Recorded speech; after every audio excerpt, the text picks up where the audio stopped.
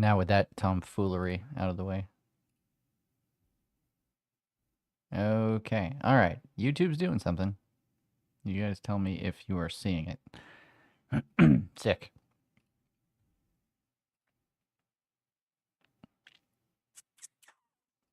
All right. Yep, I can see the replay. Okay, great.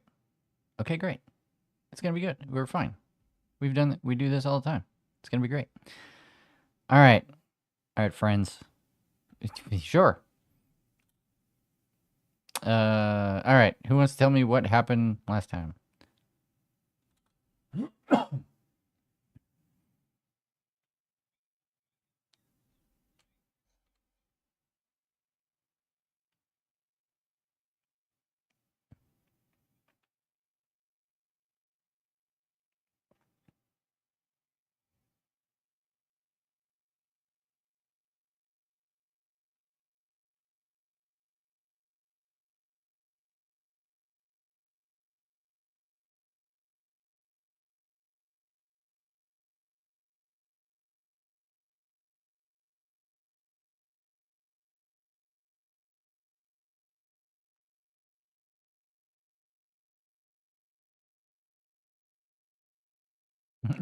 Not compatible with weapons. Mm-hmm.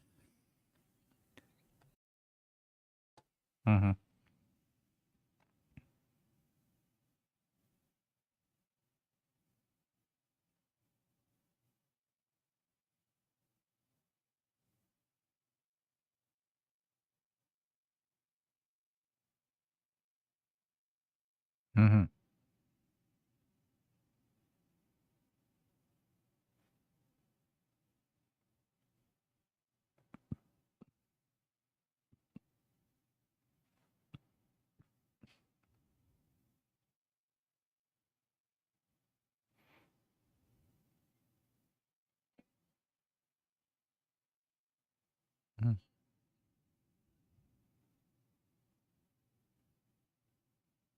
Mm-hmm.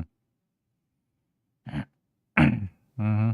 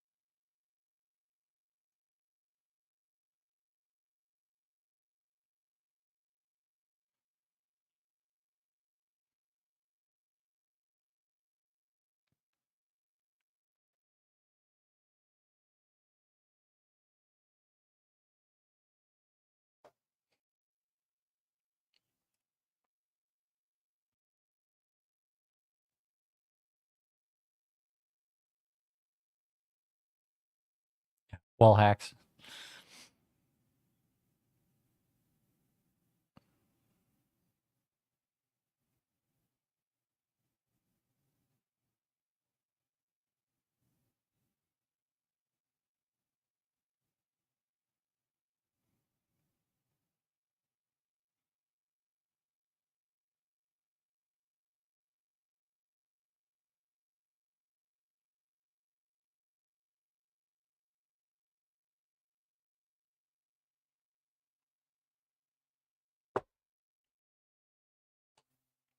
Mm-hmm. Yeah.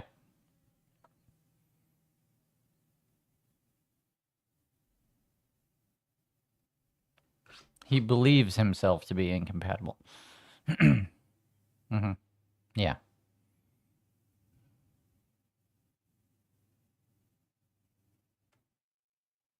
Which is honestly some baller shit. You know, I'm gonna here. Oh, I can't. I was gonna give you a. You know what? Take inspiration, Brando, because that was like such a such a big brain move. Like it's so simple. Like I looked at it and I was like, yeah, of course those doors open away from each other. That would just make sense from an engineering standpoint. So yeah, tie the handles together. Neither of those doors are opening. Fucking sick. It's real good, man. Anyway, Yes, that does bring us to a to this moment where you guys are stacked up on a door, ready to lay down some hurt. But before we do that, because we are heavier one Matthew this evening. Let's do something I meant to do last week, didn't get to do. Mm-hmm.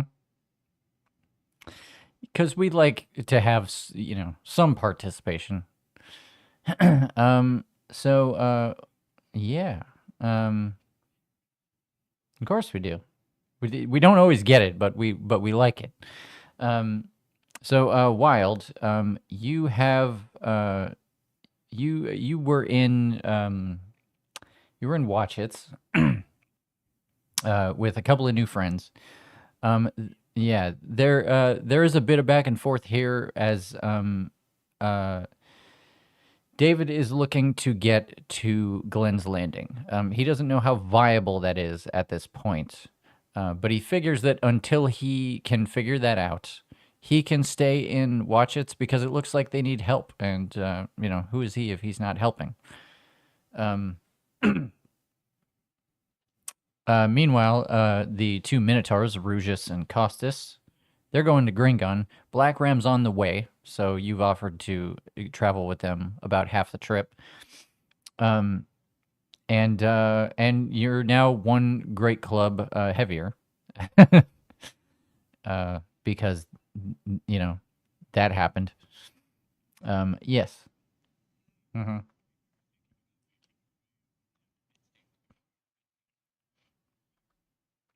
Well, that's up to you. I had heard that you were headed to Black Ram last, so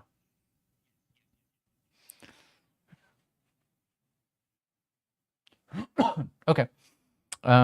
So you had said it's been a minute since we talked about this, Matt. We probably should. I probably should have brought this up before we started the broadcast. But there was a thing you had on your plate for Chimera. You want to tell us about that?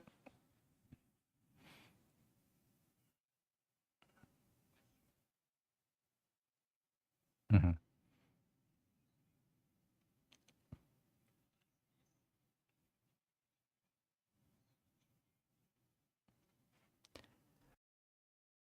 Yeah. No, it's not really a it's not really like you delivering information. It's you allowing the helmet to deliver the information, and the helmet knows exactly what the truth is.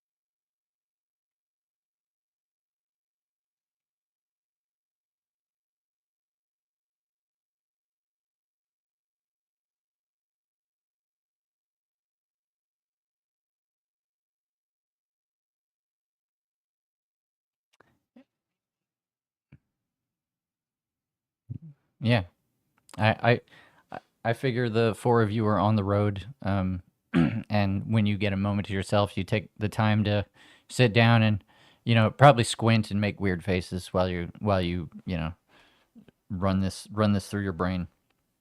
Um, yeah, exactly. There's a time and place for it. um, you surrender this information, and you get the sense that most of that information was delivered. But it also occurs to you that the armor has limits on what information is shared. Instead, opting to trade in concrete facts about the wearer rather than being used as a direct line of communication. So a lot of your message, as far as like, it does inform it does inform Chimera of your mission and its relevance, and and the stakes and the weight of it and all of that, but it fails to tell her directly that you are seeking her help, or otherwise, trying to elicit some kind of that kind of response from her. um, but in turn, as is the way of the armor, you learn that Shamira's mission is to uphold the tenets of the Spider Queen and act as an executor to her will now that she is dead. And then something very interesting happens. As is the case with this armor, you instinctively know things about the other wearer, whether either of you are comfortable with that or not. So it is at this moment that you pick up on the fact that Shamira just realized, through being forced to surrender this information, that she knows the Spider Queen is dead. A fact that maybe she wasn't comfortable facing. She doesn't even notice that she reveals this revelation to you until it's too late. You can tell that she's upset and her mind is racing. So I ask you, Matt, potentially a difficult question. In turn, what is something about Wild that either he ignores or he pretends isn't true?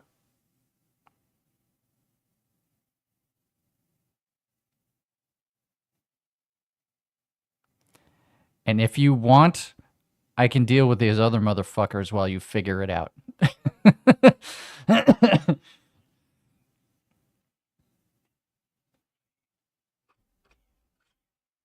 We're gonna come back to that. Yeah, we're gonna put a pin in that. Meanwhile,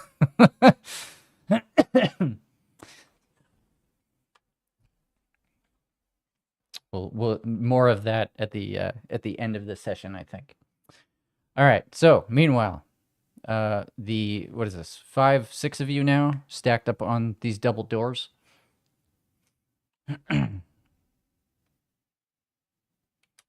Just to help everybody out, we are over here.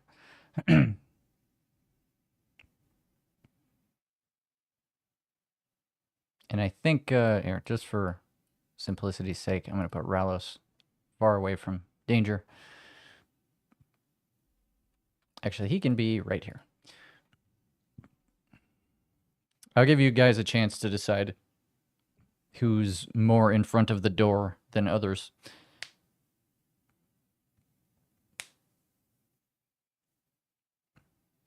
Okay. Yeah. Yeah, these doors right here.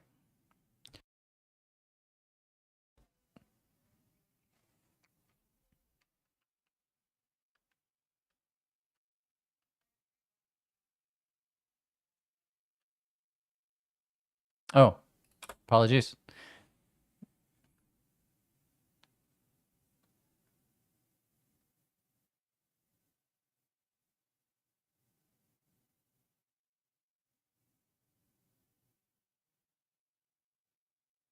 We good? Everybody's good? Everybody's good with this? All right. Then I guess what's the first action that's going to occur here?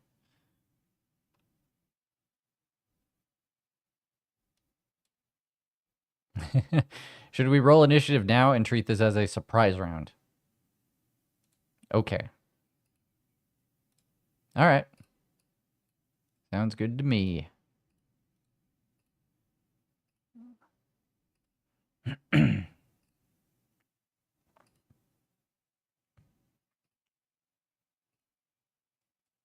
We got time.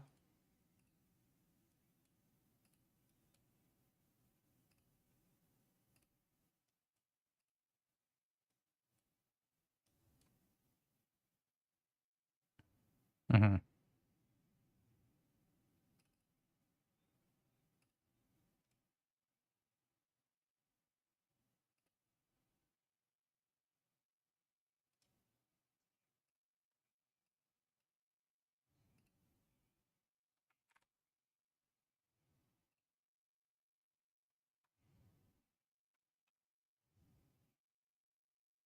Mm-hmm.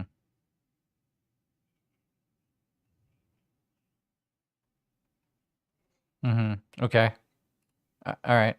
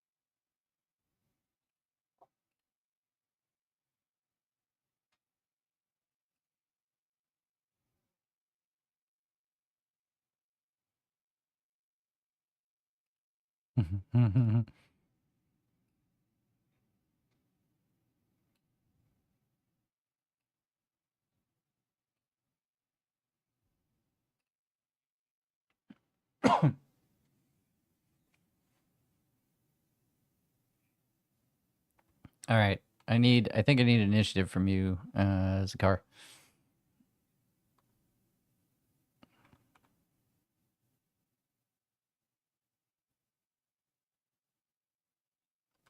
Perfect. Combat begins. All right. I guess Krapelka can put off her turn. She beat you by 1.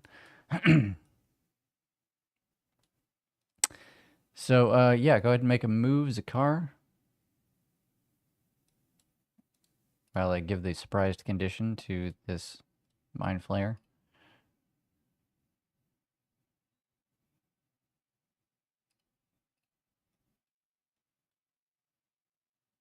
Uh, yeah, you just click on it.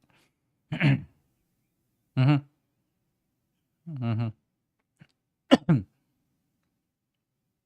Mm-hmm.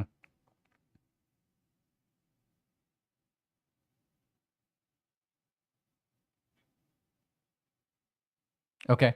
Sure.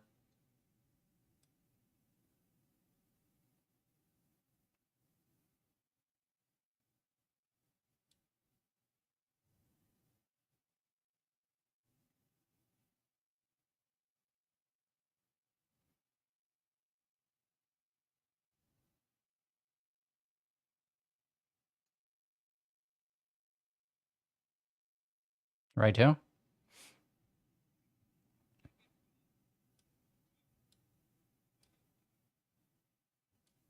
Yeah. So at the end of at the end of this situation here, there's a big wall, and you can see like there's windows that you can see through, and you can see a mind flayer behind it. but he is in a chamber sequestered off from the rest of the room. And there are doors on either side of that chamber. Um, mhm,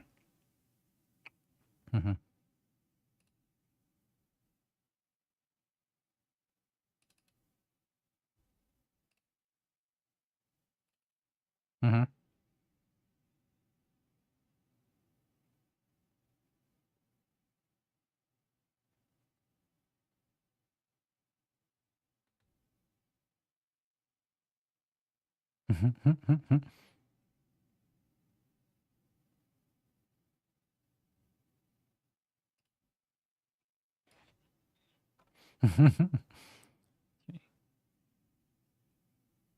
Six.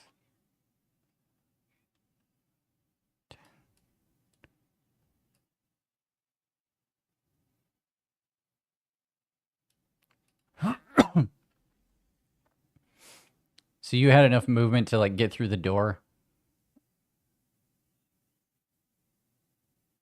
Yeah. Hmm.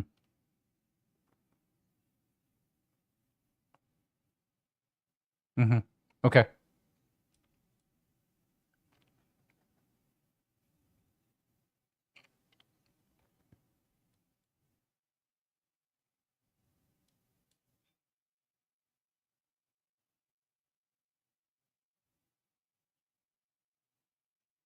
All right.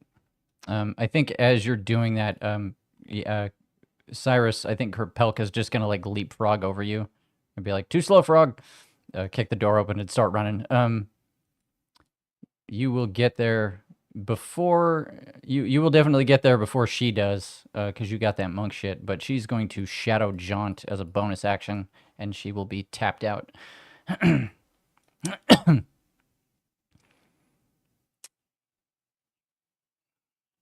Okay. Yes. Good point. Hmm. No, it's fine. I saw it. I saw it also. Just a quick side note regarding those points. Brando, you are at max. So, yeah, you should spend them before you.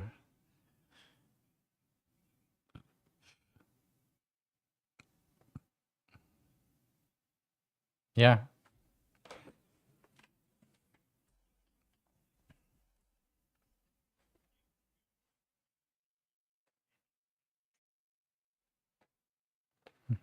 Hmm.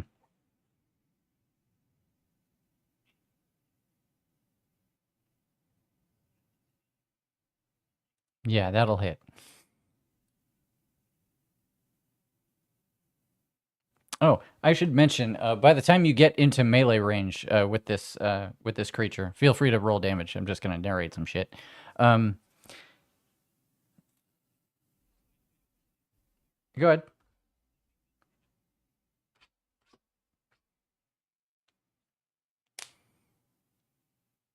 I don't think so. I can double check that. It just means he doesn't get a turn. I'm pretty sure.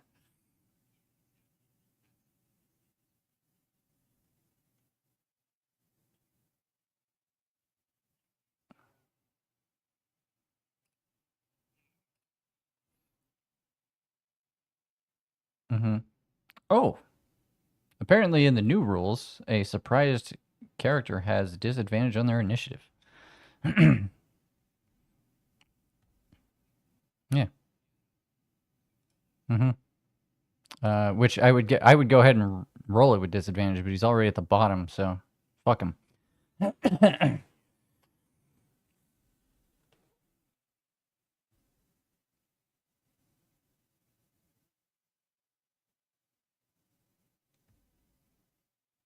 Oh boy. Okay. Um. No, it's fine. It's fine. It's fine. You're good. Um. Mhm.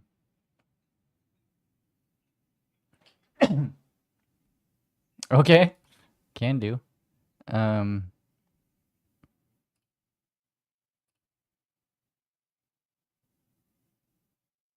Is this for stunning strike?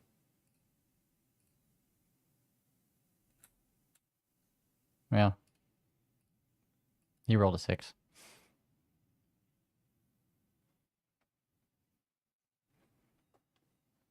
Okay. Right. Got you. Yeah, he rolled a 6, so I should hope that. Yep.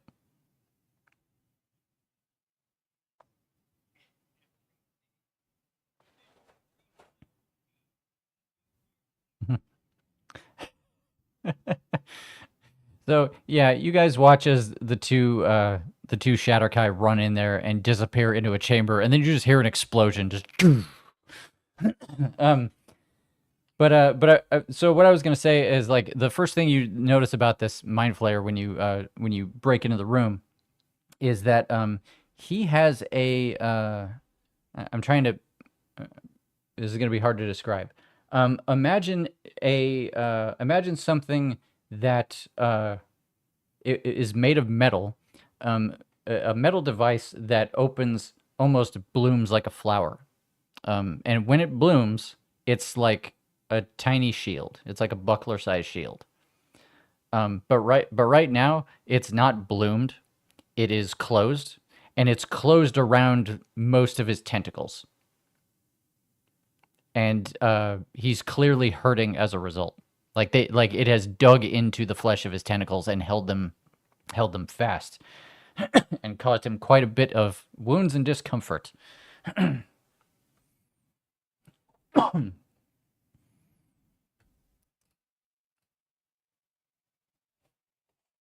Mm-hmm.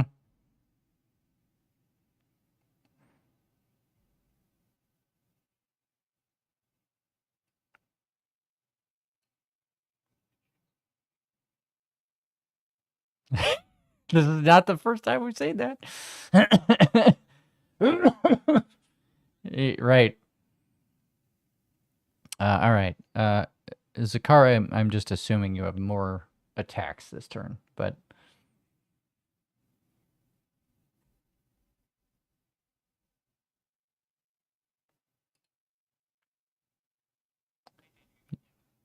you muted.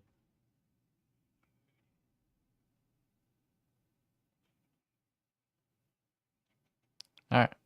All right. Well, Pemberley's up next.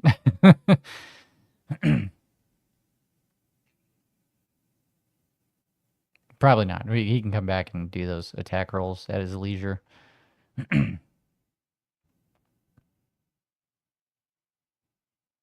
Mm-hmm.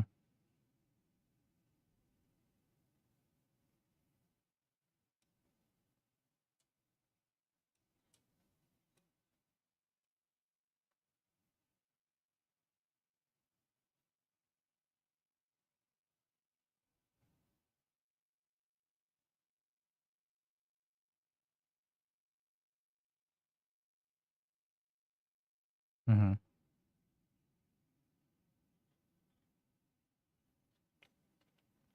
I see. Yeah. Okay.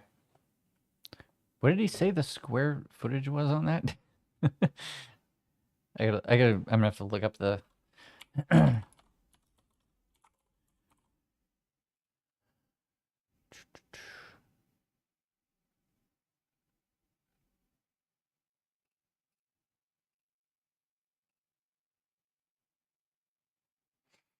um,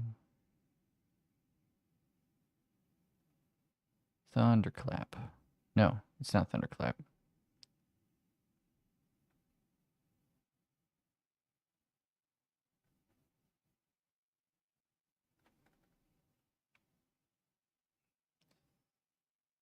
Oh fuck! Is this the?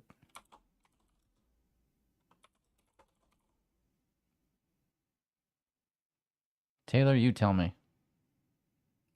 How loud was that kaboom? What did you say the square footage was on that?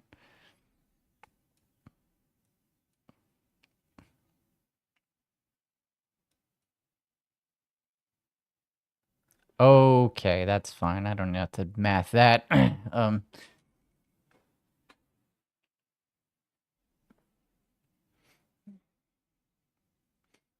Well, I'm not going to tell you how big this building is, but when I compare it to 300 feet I'm feeling pretty good about not having to math it. Um, yeah, okay. So Pemberley, that's you.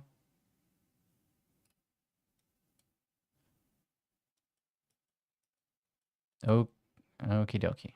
I think Ralos is just going to run into the room.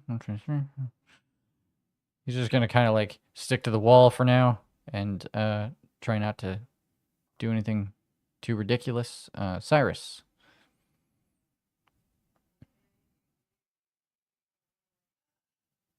Oh, Krapelka got it. She opened the door for you.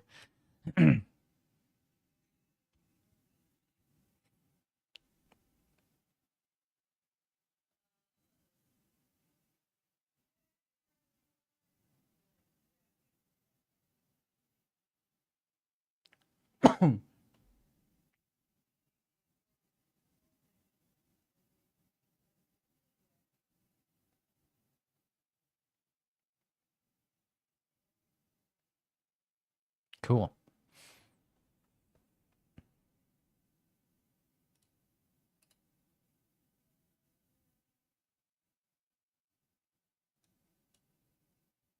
It showed up in the.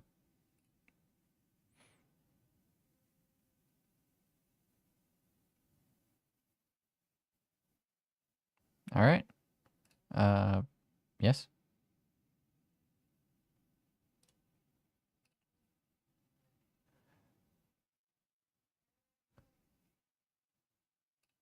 Oh, on that's a thing you cast on yourself.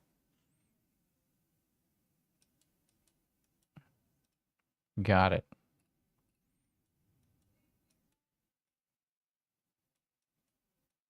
Okay.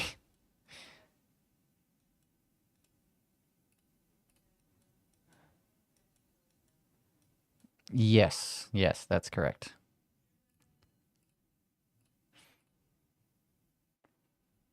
Does that? Yeah, it does. Okay.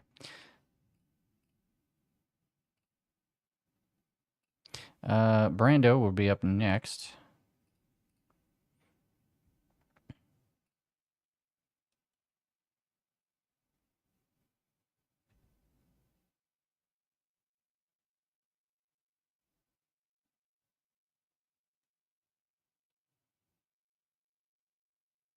Okay.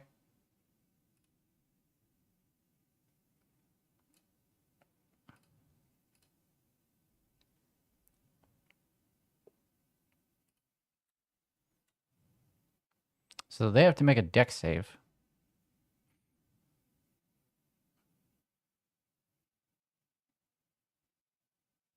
Mm-hmm. Yeah, we can use it to adjust the DC. That would be fine.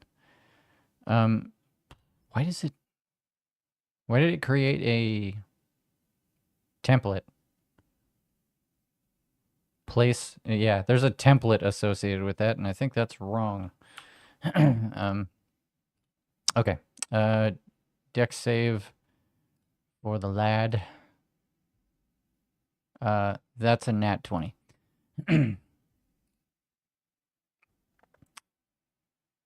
Uh-huh. Yeah. Okay. Yeah, so he manages to see the acid coming at him and just dips out of the way. And that was Brando's turn. Okay. It is now the Mind Flayer's turn. The Mind Flayer is going to.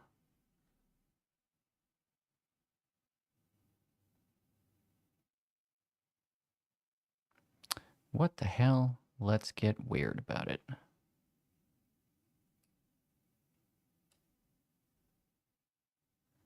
Zakar, I would like you to make a wisdom save.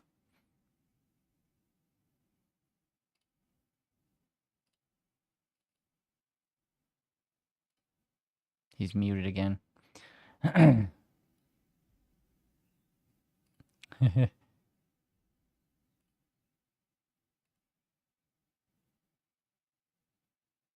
Sure.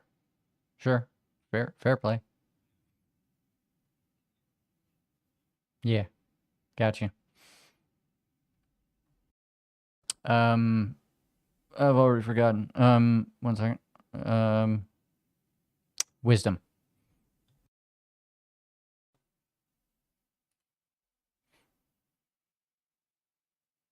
I do, but I don't think the Mind Flayer does.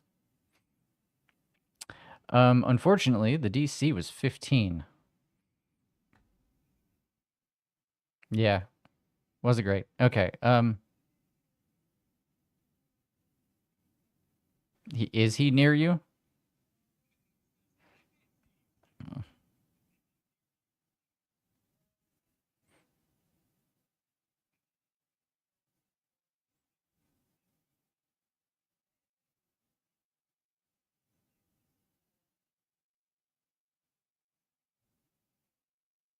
Yeah, oh yeah, you're nowhere near that.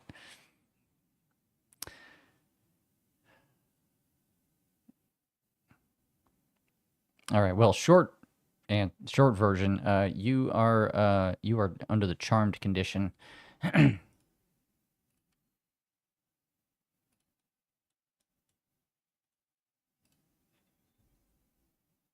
Sorry. Wait. What rule are we talking about?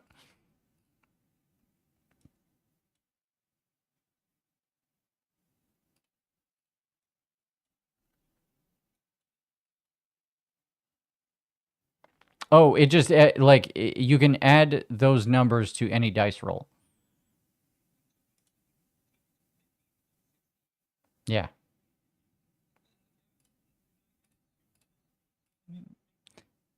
You can add one. That would be enough. Meets it beats it. So if you want to stop at 15, retain a point, you're good. Sure. Yeah. No, he definitely tries to. You definitely feel the influence of his mind attempting to subvert your own. But your mind is a steel trap and all that. So monk shit.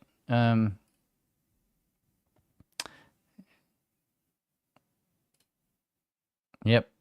We are moving on to the next round, and he is no longer surprised. All right, now it's Krapelka's turn. She's going to take a mighty, uh, janky stab with a trident. All right, she did okay. Where's the? Here we go. All right, she's gonna do. Eh. She's gonna do like 11 damage with the trident. And oh yeah, she's got a person in melee that is not her. So we're just gonna throw another. Oh boy, that was an awful sneak attack roll. that was a that was a 1, a 1, a 1, and a 2.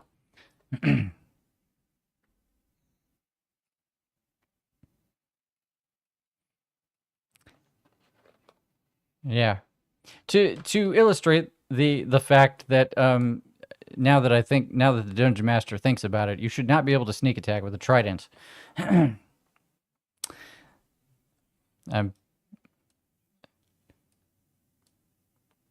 I think it needs to be a. I don't think a weapon you can sneak attack with can have like the two-handed property. Somebody, is it finesse?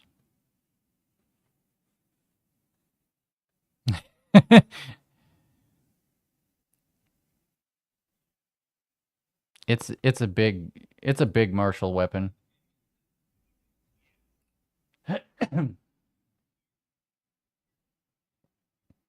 Okay.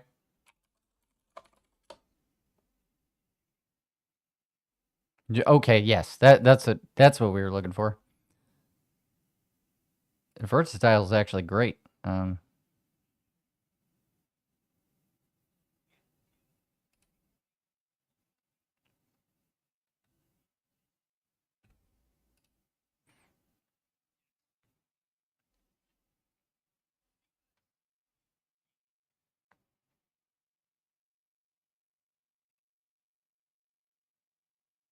Okay. Well, whatever. Well, whatever. It's your turn, Zakar. We're making it up. I don't have a trident on her stat block, so.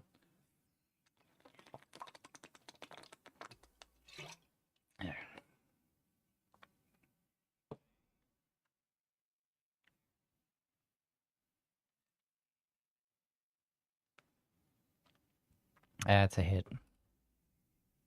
Mm-hmm.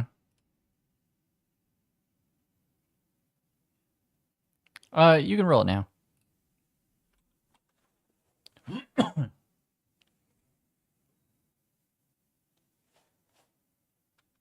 11's good. Okay. He is bloodied. Mm-hmm.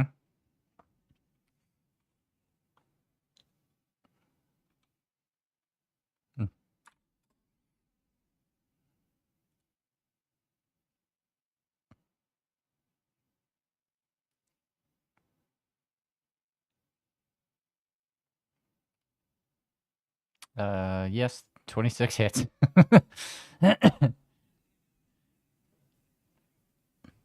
Mm-hmm.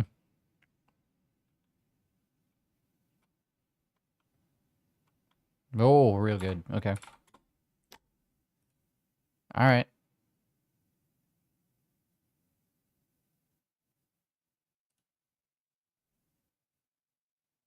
Thinking about it.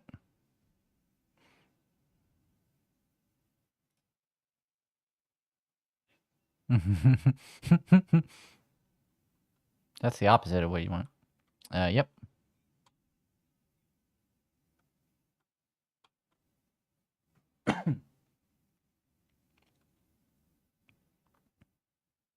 Nine was how much health he had left. Real good. That is a dead mind flayer.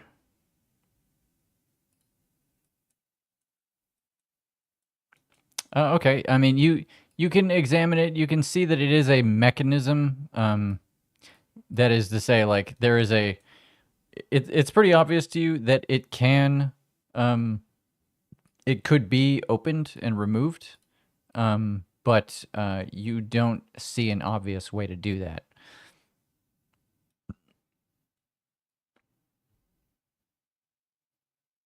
Well, you tell me what you're gonna do.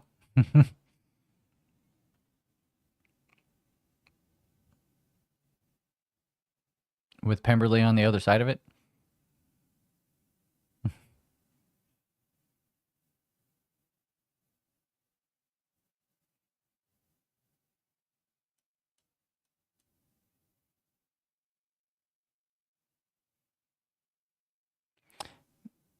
Make a perception check, Brando.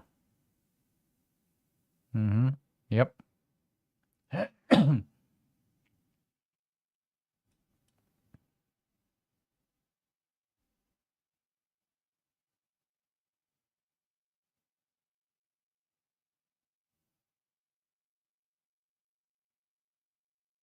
Okay.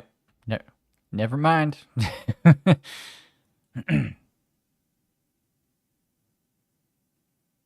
Yeah, this is one of the magic circles that is part of the teleport network of the facility.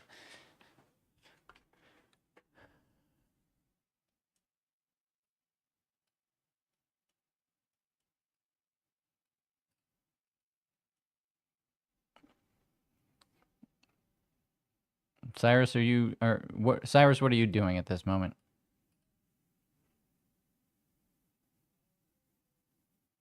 Okay, everybody stop where they are.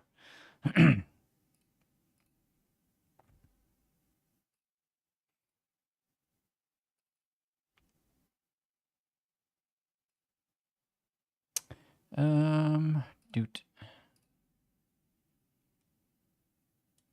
Yep, they're here. The problem has arrived. What's the...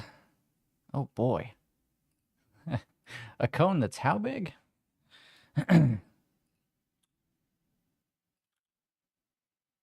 Ugh, I'm ruining everything. Wow, really? Okay. So I'm going to have everybody in the room make. I'm going to need to make 2 intelligence saves, and the Shatterkai I'm going to say have advantage because there's a chance that they are out of line of sight. And Rallis has advantage, you said? Got it. Okay. All right.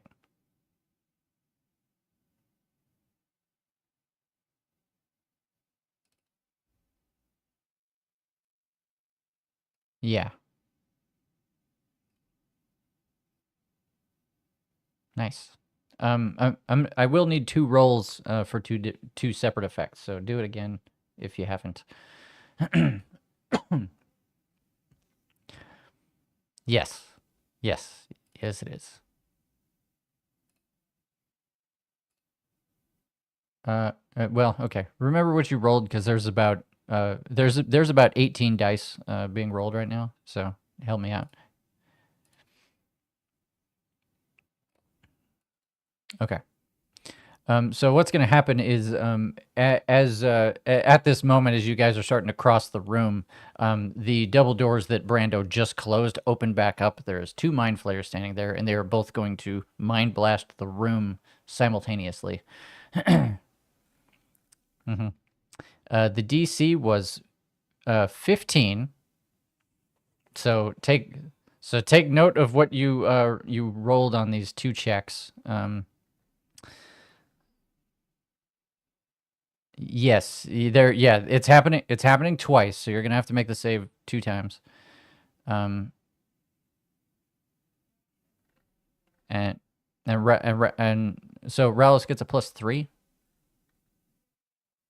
+4. Okay, so he succeeded one, failed the other. All right. So just decide right now if it matters which one of those is the first attack and which one is the second one. I'm gonna roll damage for the first one now. The first damage roll is 24.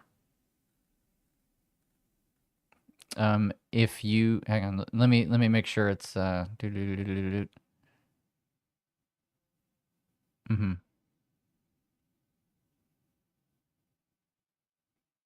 Yes. Mm-hmm. Uh, and it doesn't look like there's any half damage. So if you made the save, it doesn't affect you at all. Um,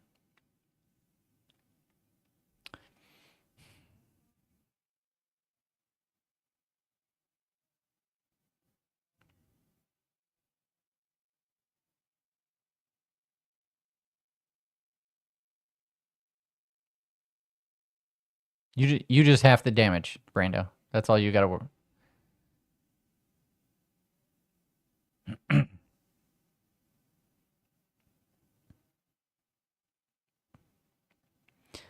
The second hit is 20 damage.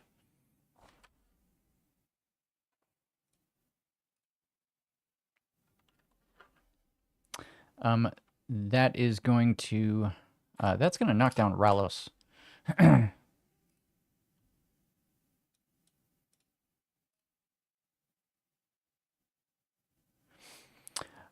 So what happens basically if you didn't make the save on either of these, you take the damage and you are stunned. In this case, it was enough damage to put Ralos at 0. Mm-hmm.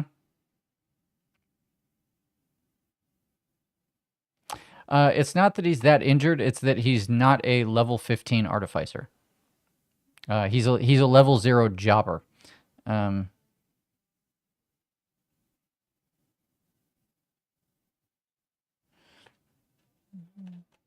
He's at 0. But we know that's not the end of the story if we don't want it to be. Who took the damage? Okay. All right. So.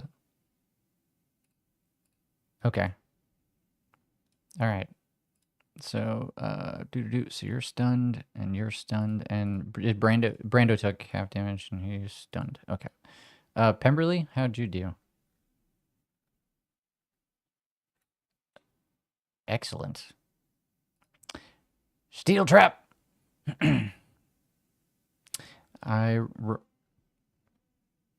Mm-hmm.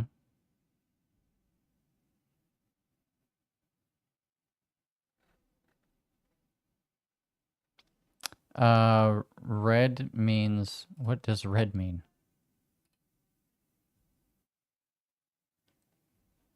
I think you were concentrating before the session, so you tell me. Yep. Mm-hmm. Okay. We will take the concentration off.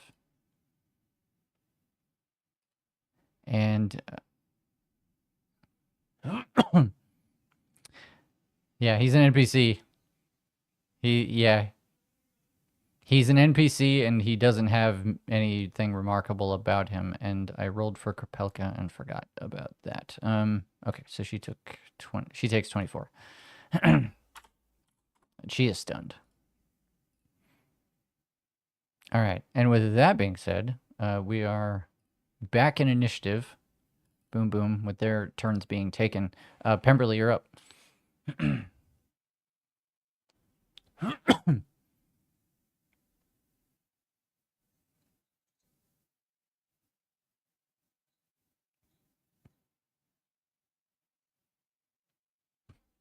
Cool. Wisdom 18.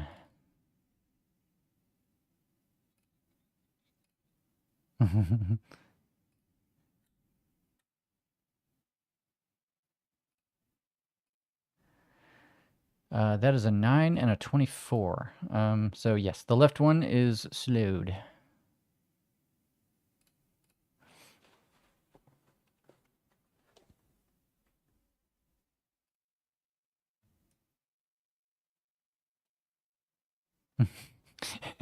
Run away.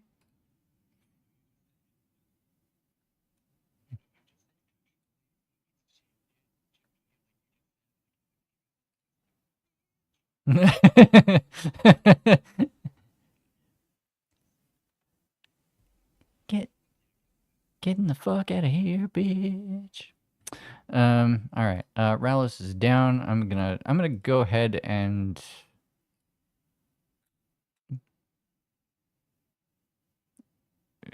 I don't think so.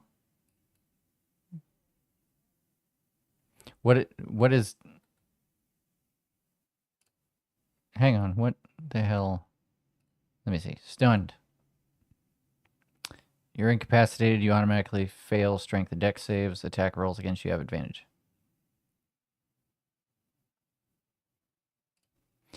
Incapacitated means you can't take actions, bonuses, or reactions. Your concentration is automatically broken. You can't speak. You have disadvantage. Yeah, okay.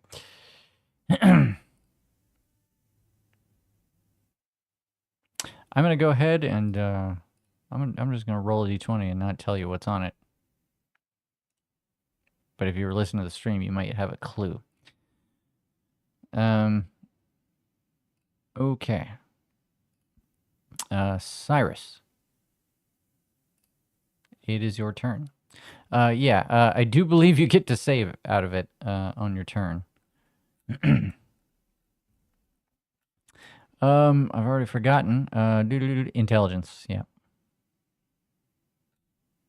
It happens at the beginning of your turn, luckily, so hey, you're no longer stunned. And that's the beginning of your turn, so you still have a full round for you.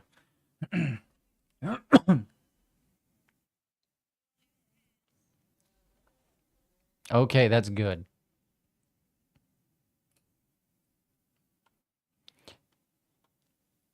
How many points?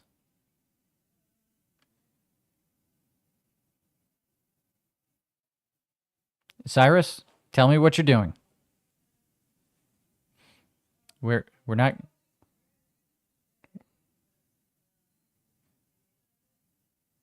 Well, I mean, he's at 0, so you gonna put 20? Okay. Okay, that's fine. All right. Yeah, he awakes with a start. Um, goes gah, and then holds his head and goes ouch. And I guess yeah, I guess he is prone. Yeah, he's prone. Okay.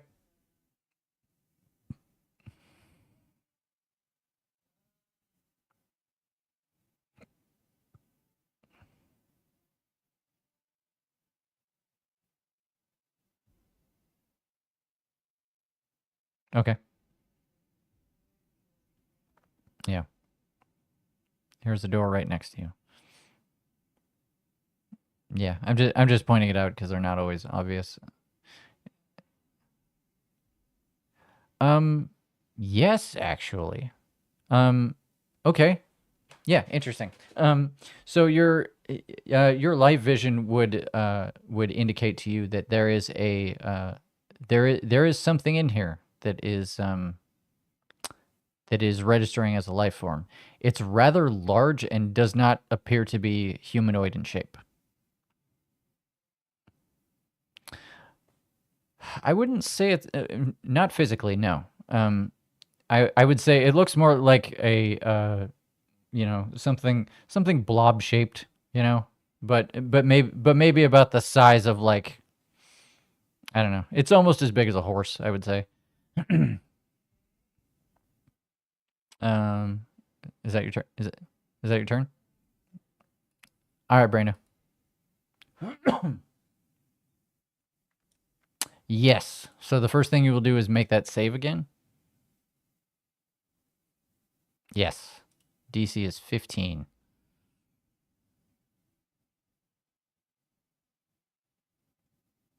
Oof. You are still stunned, unfortunately. Yep. No. Stunned sucks. Like, I'll be the first to admit it. Stunned is the dumbest ability. Karpelka also did not make the save. Zakar. Your turn is up. Let me get an int save from you.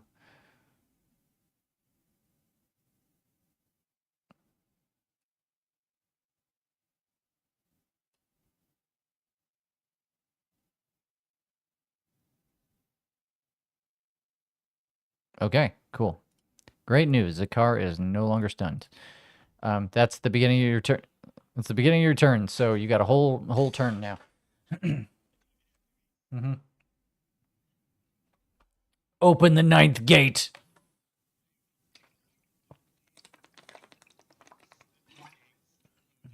Mm-hmm.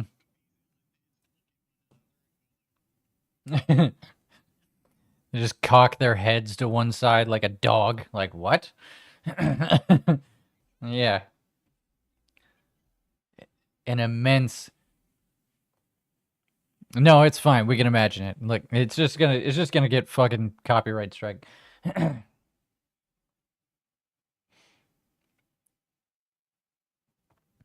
Imagine your favorite hype music.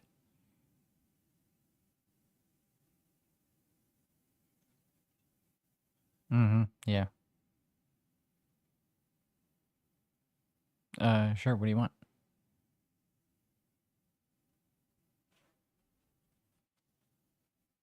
Okay. Is that okay? Bonus action sanctuary. Fucking sick. I don't know if there's a sanctuary.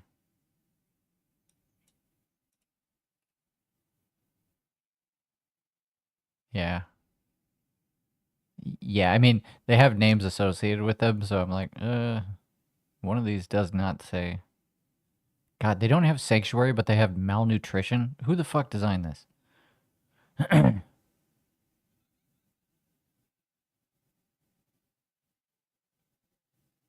What?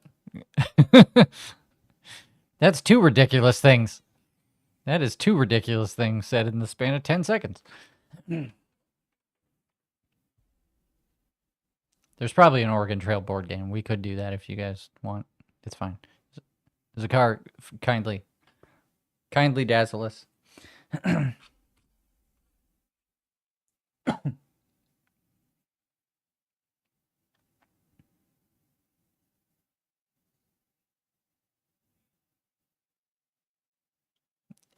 I love that. I, I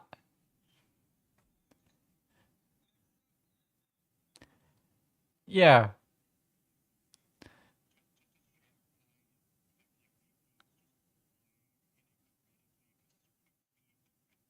Hmm. I have concerned my I have considered my religious leanings and decided that you can get the fuck off my planet. Yeah.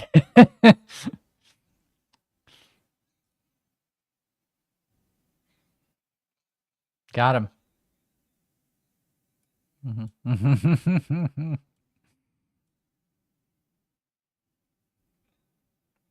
Hey, hey, hey, everybody! It's the car. Let me just fix the camera.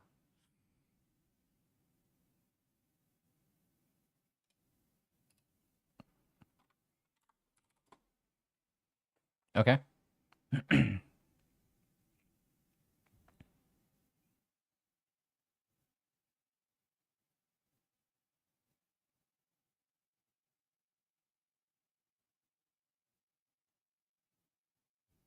Yep.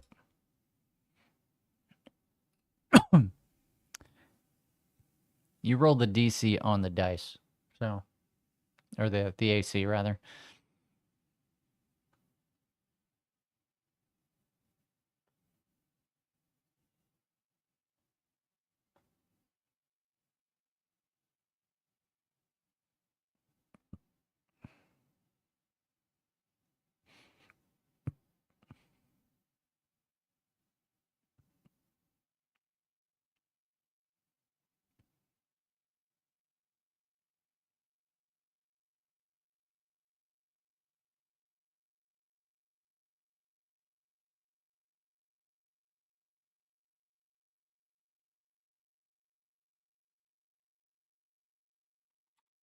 Real good hit. Yeah, he's bloodied.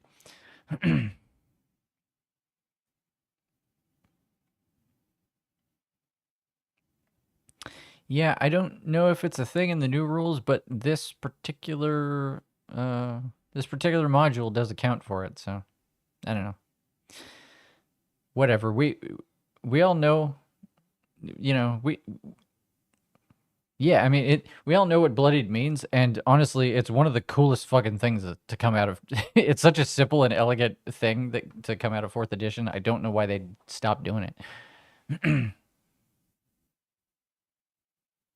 Mhm. Uh is that what you got, Zakar?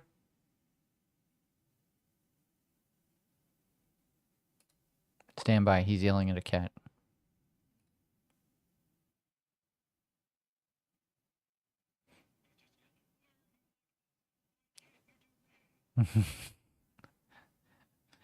Dramatization. What the get out of here. All right. Tenchi, put the knife down. All right. Well, while he's figuring that out, I'm gonna hit him with some attacks. Um.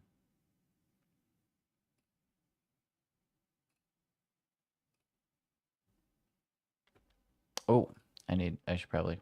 This guy is slowed, so.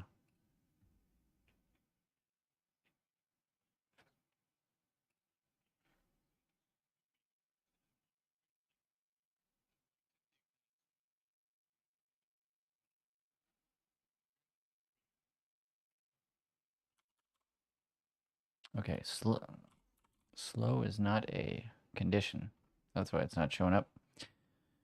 Okay. Speed is halved, -2 penalty AC, and deck saves, no reactions. You can take an action or a bonus action, but not both. Okay.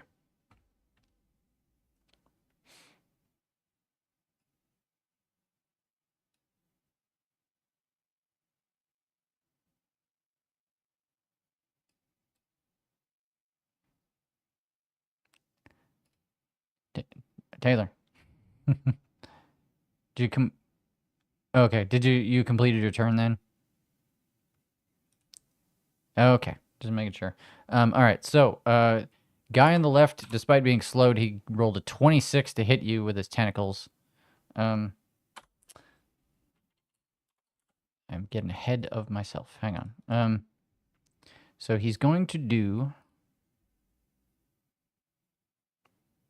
He's going to do 15 damage.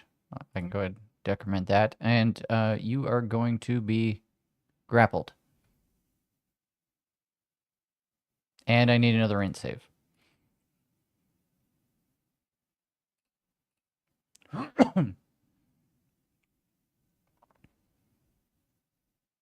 Awesome. You are not also stunned. The other one is going to do. Let me see. Yep, he's just going to do the same thing. He rolled a 15, so I don't think that's going to hit. Yeah, your AC is phenomenal. All right. Pemberley. Zakar came in, started pounding on some dudes. One of the guys wrapped his tentacles around Zakar's head and throat and is holding him fast.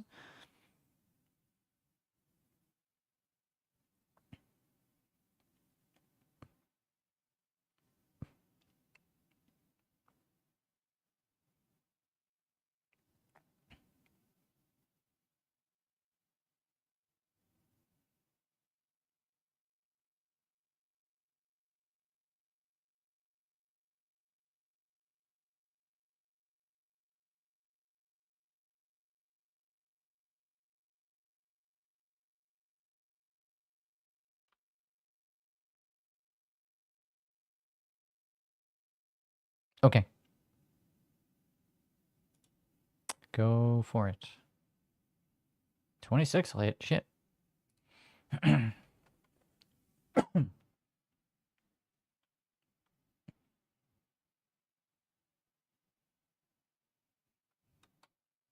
That's the damn it. God, I keep forgetting cantrips are rad when you level up. Okay, good hit. Is that your turn?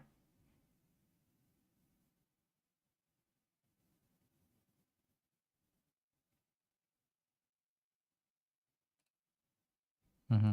Okay. Yeah. Okay. Ralos is going to. He just snapped back awake in a panic and was like, "Ah!" He's going to clumsily combat roll back here and then pick himself up off the ground. And then it is Cyrus' turn.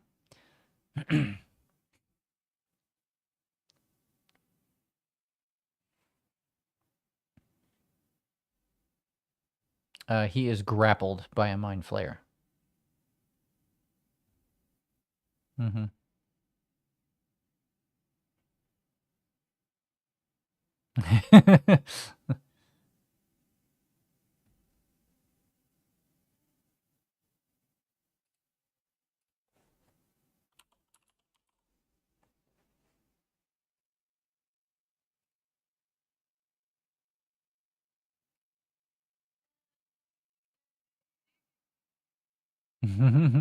Okay.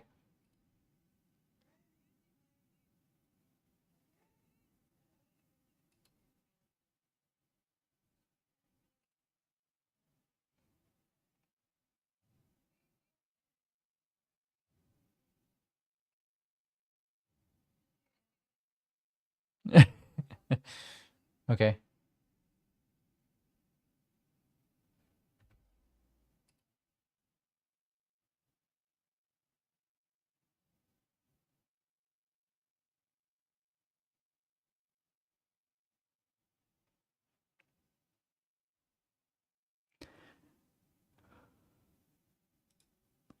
It's worth mentioning that he is grappled by the mind flayer on the left, who is slowed. An 11 will not hit.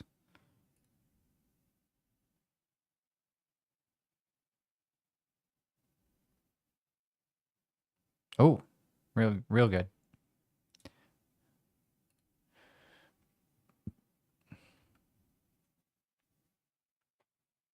+4, +5?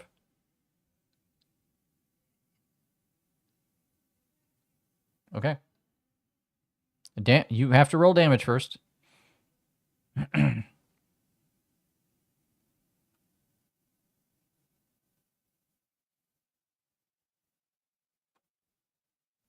Okay.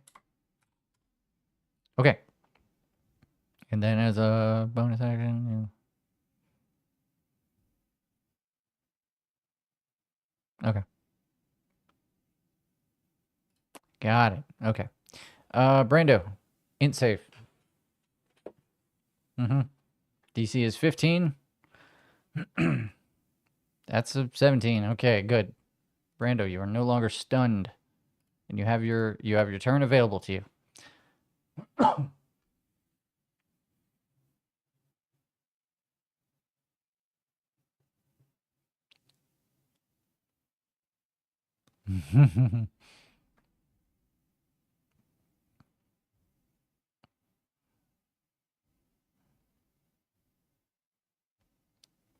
Does it hit in a? Does it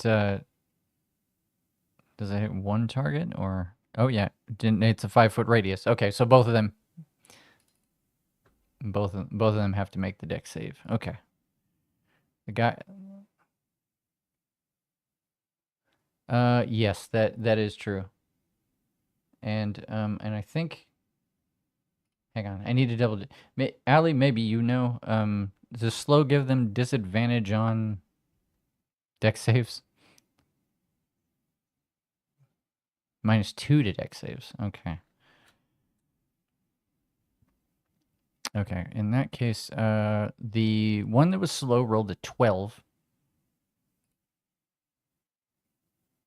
Okay. And the one on the right rolled a 4. Okay. Yeah, I think they're both getting fucked real good. Mm-hmm.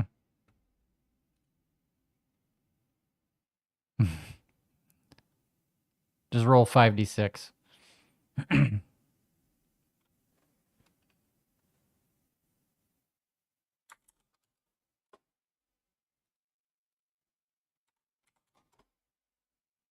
Yeah. What? Oh man, that's an abysmal damage roll.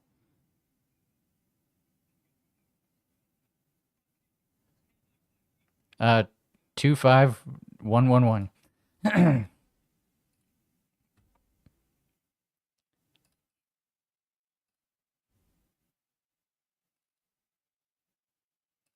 Mm-hmm.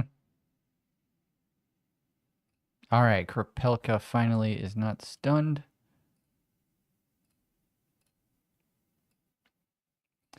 She has to open a door to leave now.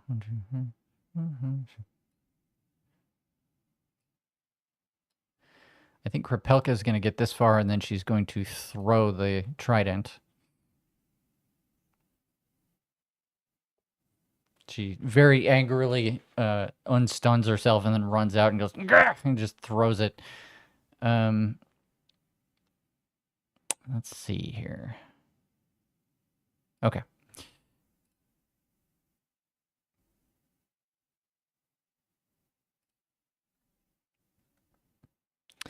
Yep, that hits. So that's a total of math. That's 22 damage to the one on the left. And it now has a big magical trident sticking out of it. Zakar.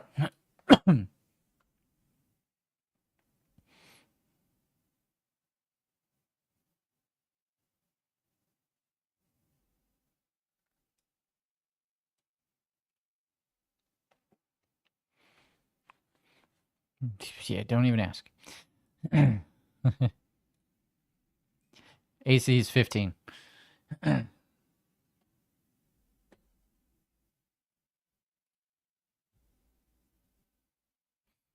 Okay. Which one are we attacking, by the way? The one that grabbed you? The one on the left that is slowed is the one that grappled you.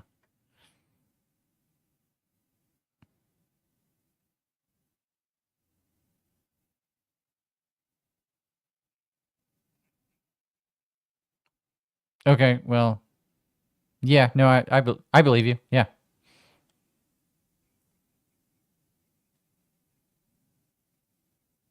Well, do you want to do you want to do that now or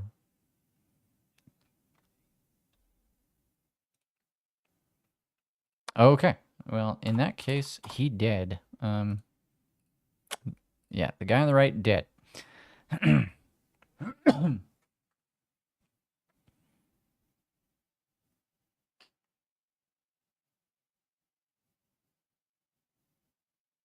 Yep.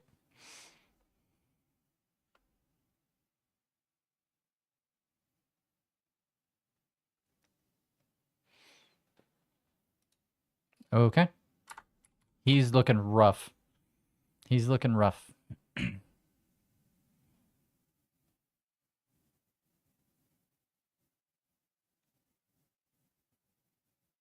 Yeah. Mm-hmm.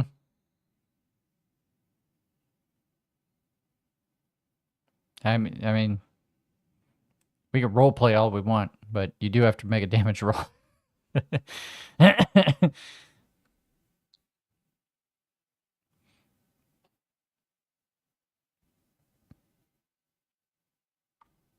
Yeah, he had 3. How do you want to do this?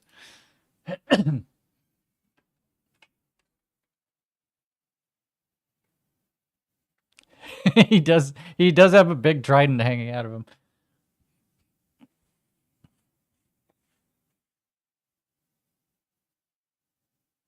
Yes. Yeah, he's basically lashed most of his tentacles around you.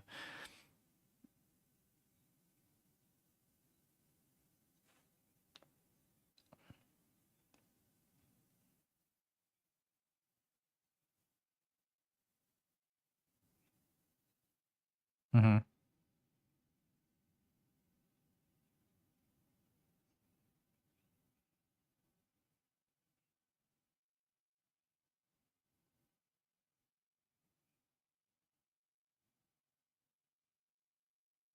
Right into the face. Bonk.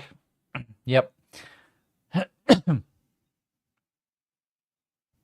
Yeah. It's a bit of a clothesline situation, pulling him toward you and then just get recovering the trident in the same motion that breaks most of the bones in his face. Good job, everybody. That is combat.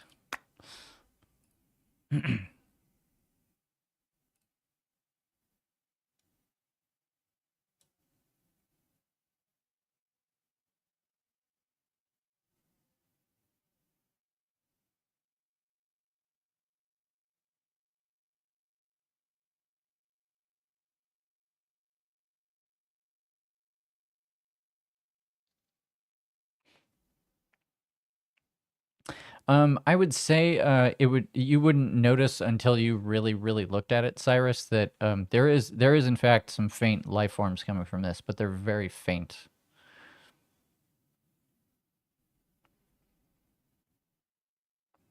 Small.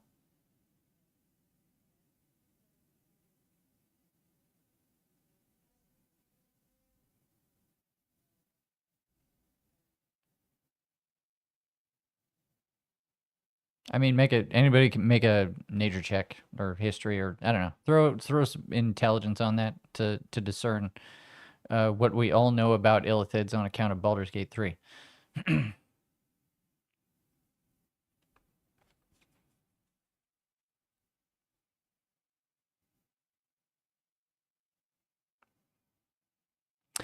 Oh, so Brando, now that you can see that metal buckler, I can go ahead and tell you that you actually know this device. It belongs to your dad.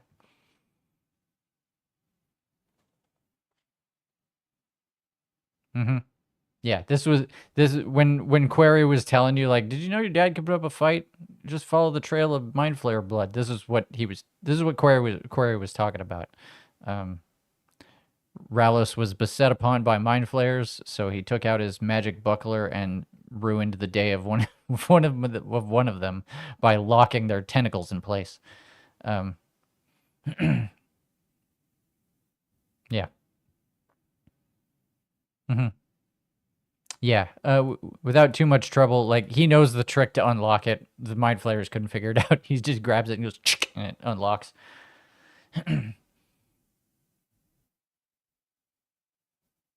He is at the moment, yeah. Um, and yeah, I'll say, let's see. I'm not seeing who rolled like what skill.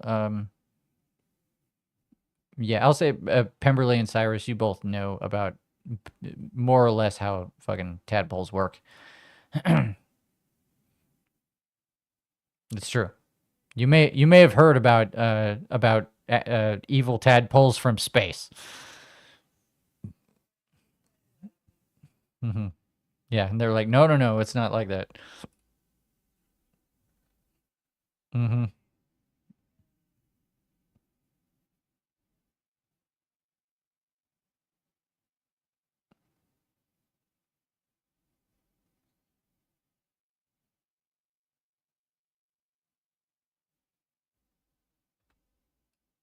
Yeah,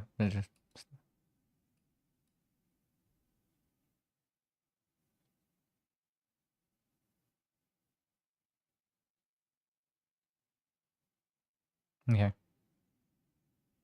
okay. Tell me what that does.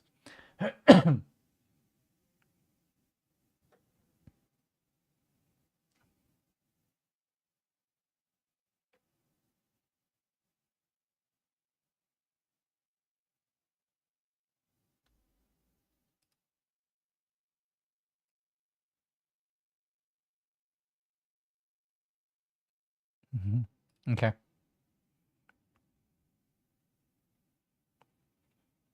Yeah, it's big. It's like get the yeah, it's like get the fuck out of the room. Whoops, whoops, I used the wrong thing. Uh,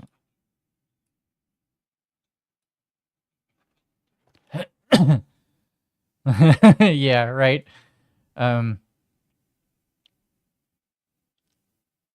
Ralos is Ralos at this point is he's like 1 moment. He goes over here and very nonchalantly opens this door, and then he sticks his head in and goes, "You're about to get what's coming to you," and then he just walks away.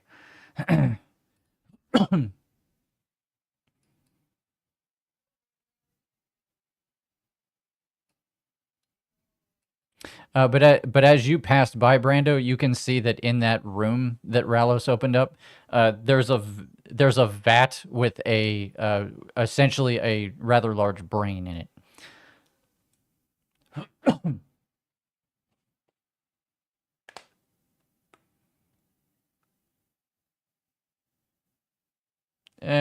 Not eh, not as such, but you saw a brain in a vat.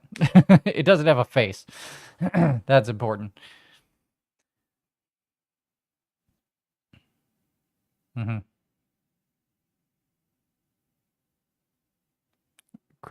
Kripelka's like, I'm not leaving until I find my sword. That shit's heavy.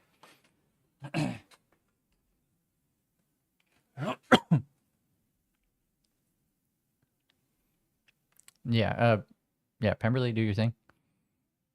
Hmm. Yeah.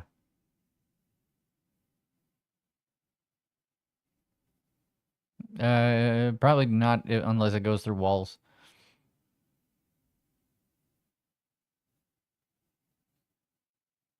Yeah.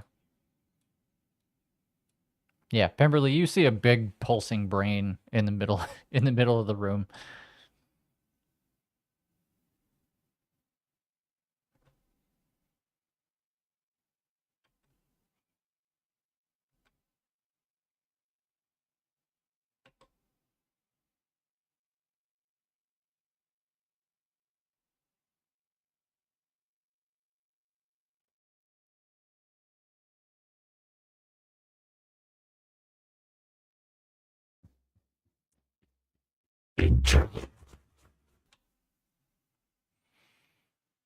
That's something that Pemberley would have heard in her head.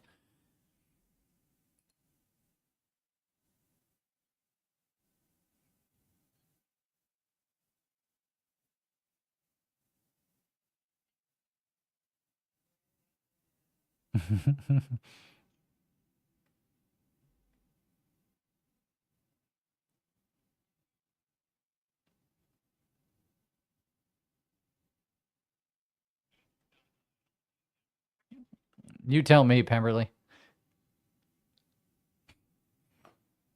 If the spell when if and when the spell happens. Okay, cool.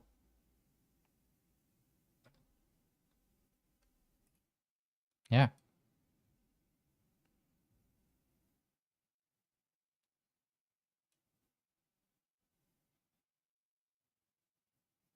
Yeah. Kerpelka is like, I'm not leaving without my sword.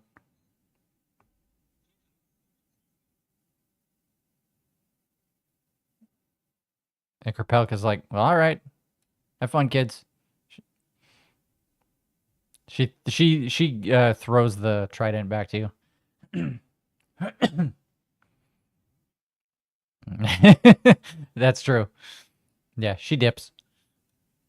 I got an idea.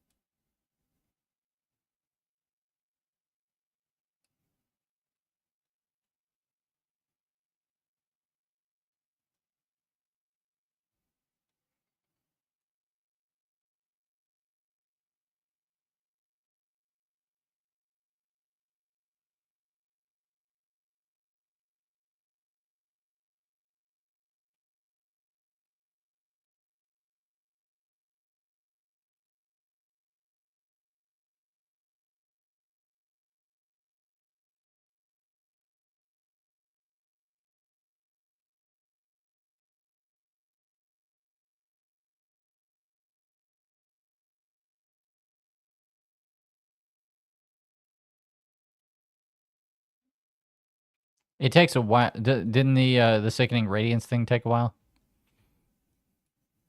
Oh, okay. It doesn't last too long. All right. So what effects does it have on? Remind me the effect it has.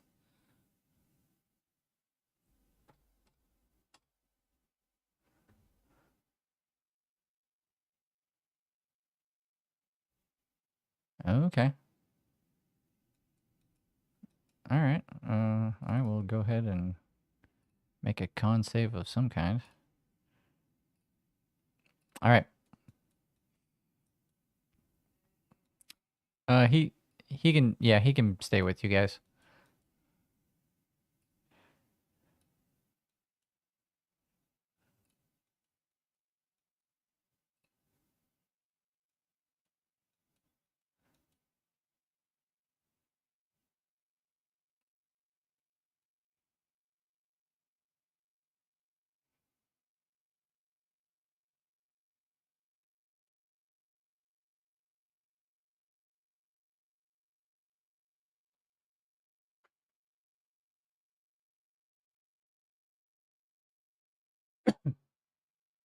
So you're gonna pour acid on the brain.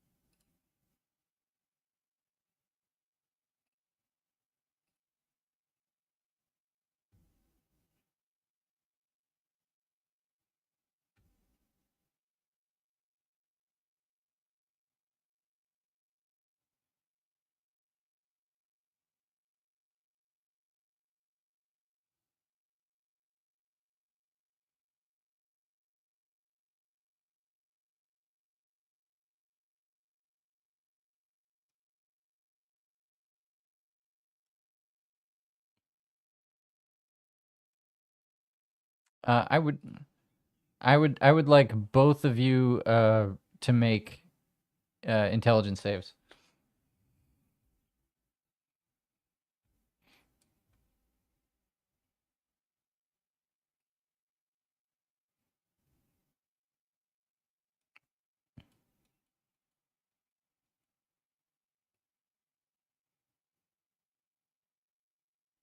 Hmm.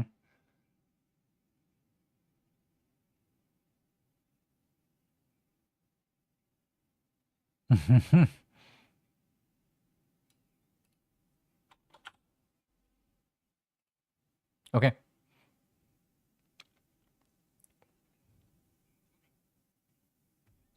Okay, that'll work. The DC was 18.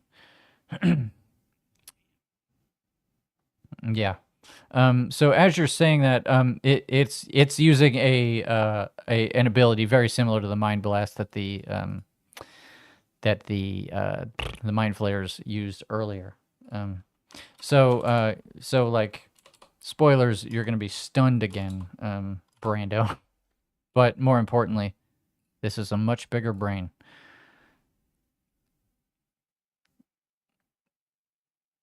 You're gonna take 20.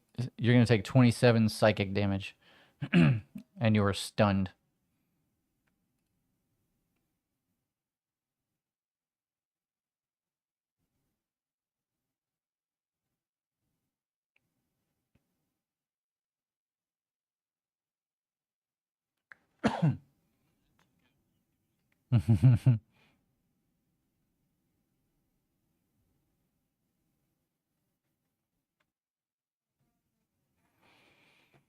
Yeah, you're just like ah. Hold your head for a second.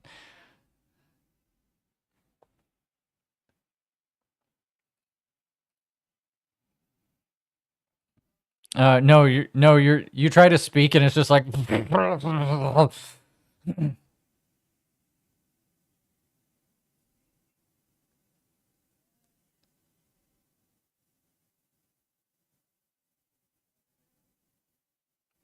I mean, how do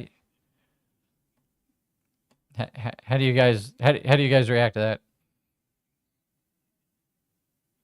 Sure. All right. That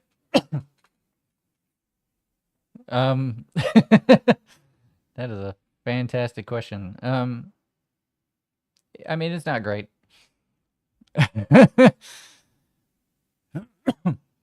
Yeah. Um. Yeah. Uh. Did you say saving throw? What is that a save of? Okay, deck save. Okay, yeah, deck save 7. Hmm.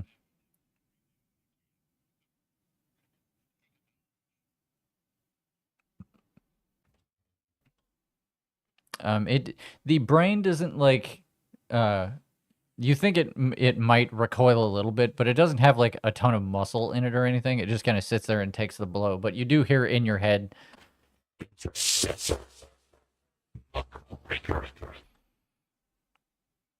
You get the sensation. You get the sensation that it's mad.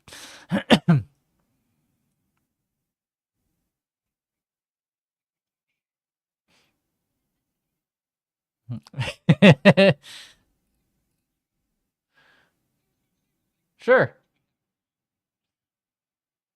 could be brain damage.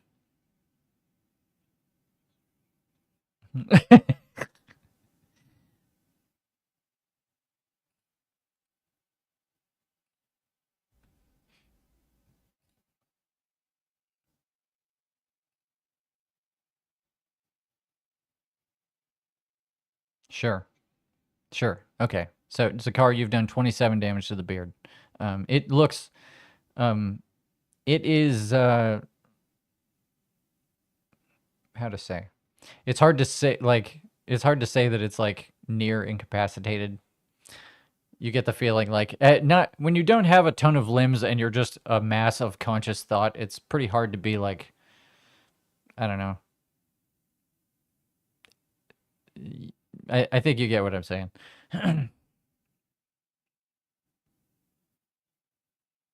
Yeah. I would say it's barely conscious and it's out of the fight.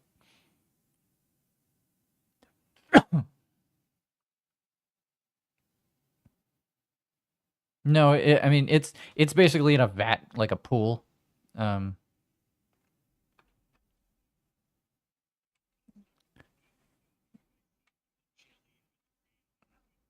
mhm.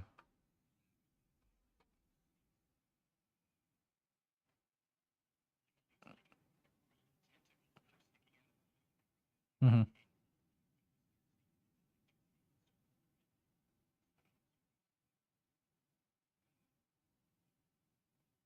What do you you're de-stunning yourself. Yeah. Mhm. Yeah.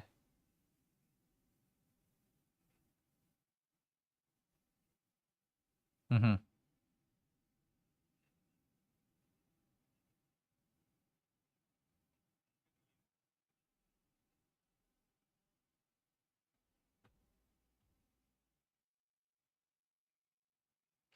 Mhm.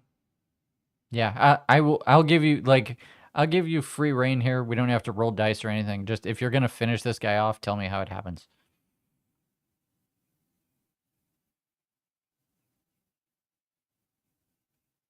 Mm-hmm. Yeah. Okay. If it makes you feel better to roll those, go ahead, but I assure you it's unnecessary. Yeah.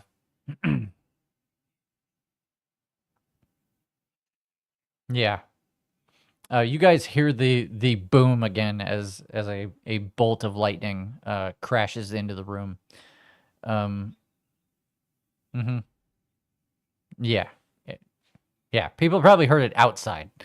Um when by the time the effects of it have cleared, Zakar, this brain is smoking and the brine pool around it is boiling.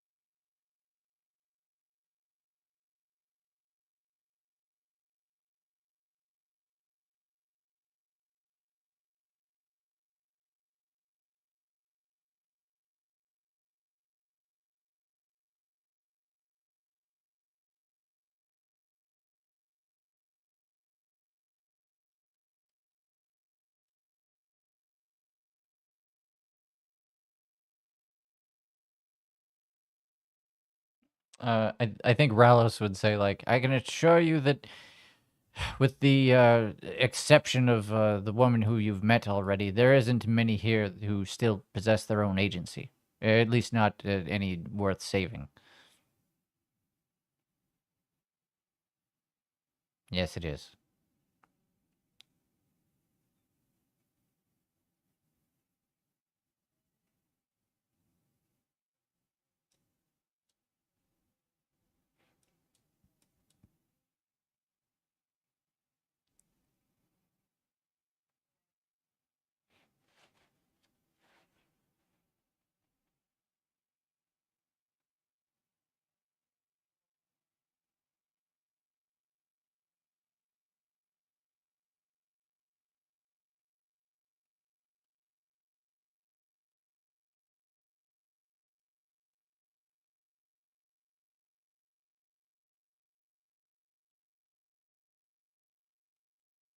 Okay.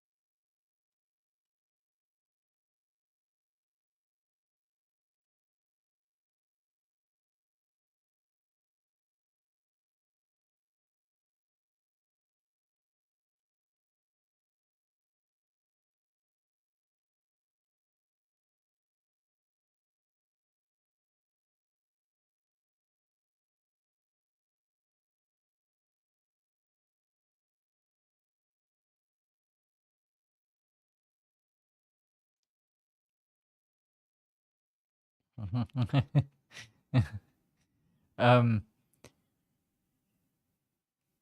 yeah, I think at that point, like you guys see the membrane that kind of provides a passive light to these chambers starts to like flicker in ways that are not normal and lose some of their luster.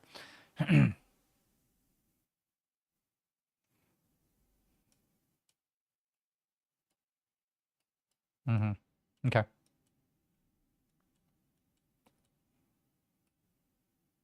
Okay. Yeah, you guys know that there's one tube on the outside of the building. Um, so you just designate that's going to be your exit, and then it is. And oh, sure, like now that you know the location, it's fine. It's like boom, boom, boom, boom, boom. As you leave, the overwhelming feeling of being watched that you guys have kind of felt ever since you got here starts to subside, and you find yourself back out in the meadow outside the giant gross building.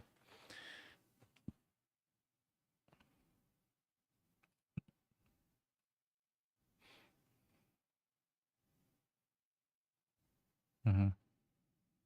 Outside, it's nice and quiet. It's a it's a warm June evening.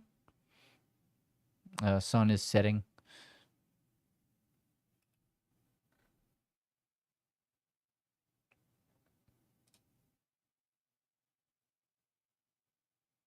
Phoom. Kropelka appears in the teleporter. Found my sword. Had to break some stuff. I feel better now.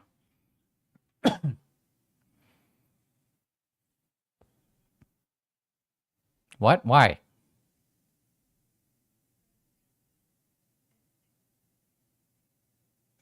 She kind of just stares at you for a second, Brando, and she's like, "All right, fair point. Where are we going?"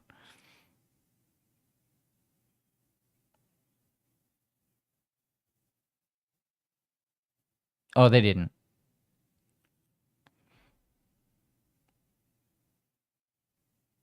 Okay, yeah, go ahead.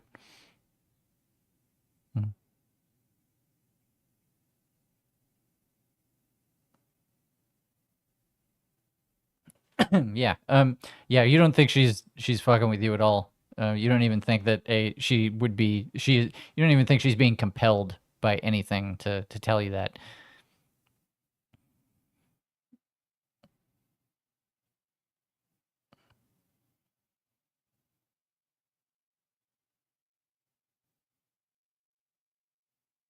All right, I'm not gonna say no to that.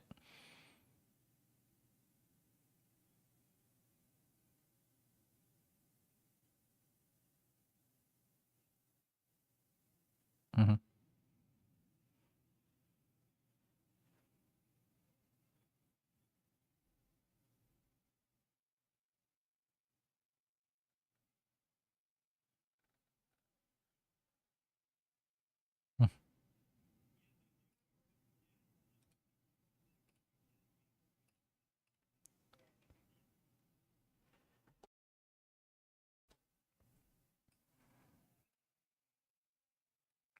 I object to this. My legs work perfectly fine.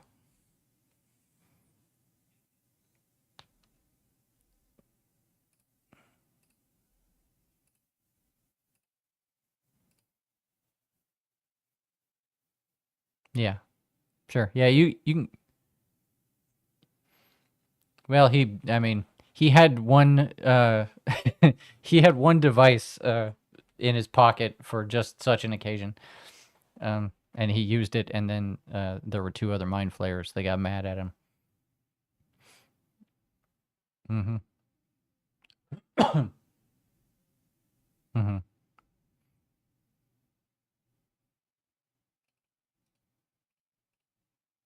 Mm-hmm.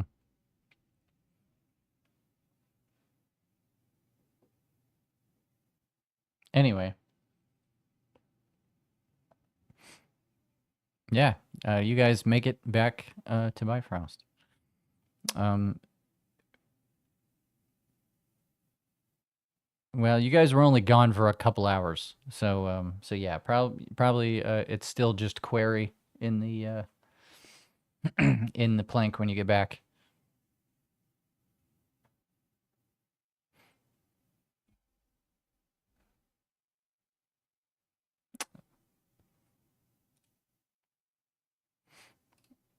Query would say, "Where'd you find it?"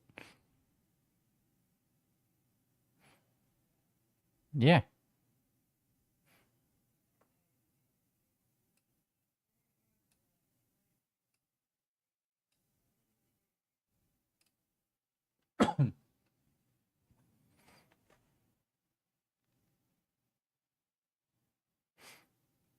Hmm. Right.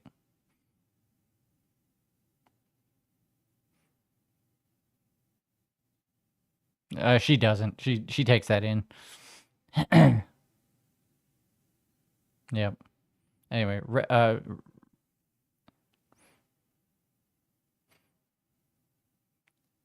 what do you know? Um, Ralos is going to relax. Krapelika is going to relax and drink.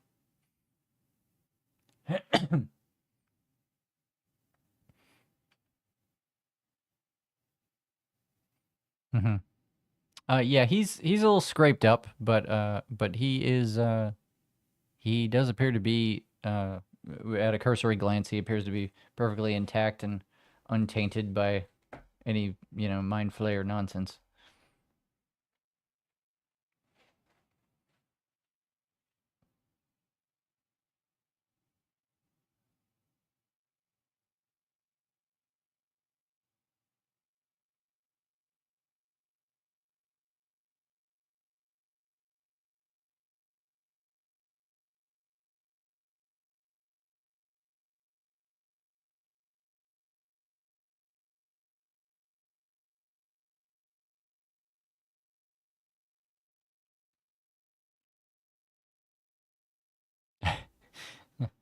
That wasn't the button.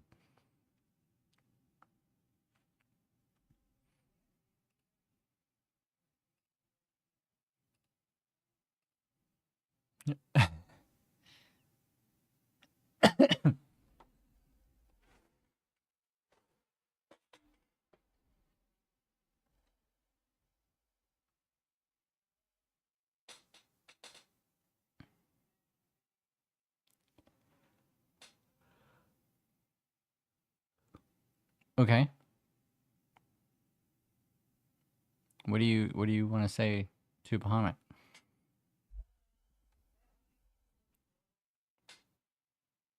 Describe to me how you pray.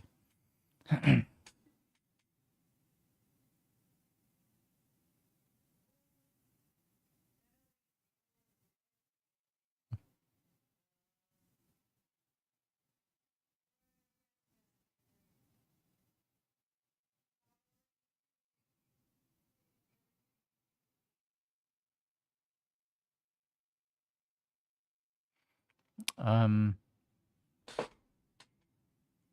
Make a religion check. I know things we're traditionally very good at and have plenty of luck. Yeah.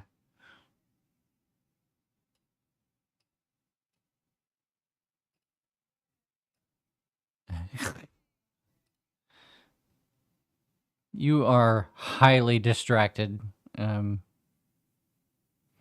to the point to the point that like you don't even believe what you're saying.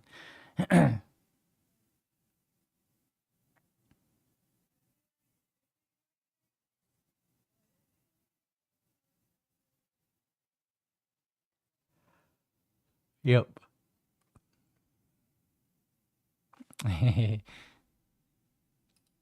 One Cyrus point.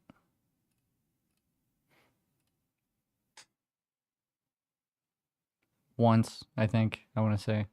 Yeah.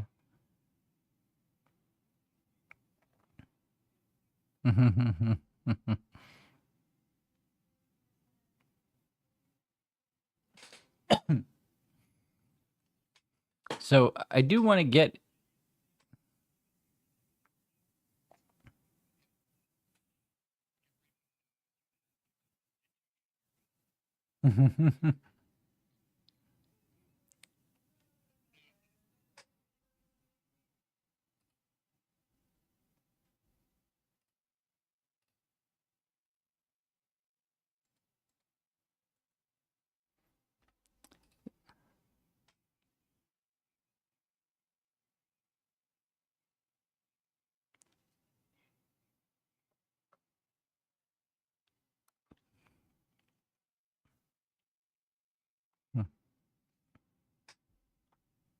So, what I am interested in, so if you guys want to talk about what you do while you're at the plank, that is fine. But I also want to know basically what I'm preparing for next session. So, if I could get an idea from you guys, one way or another, before we adjourn.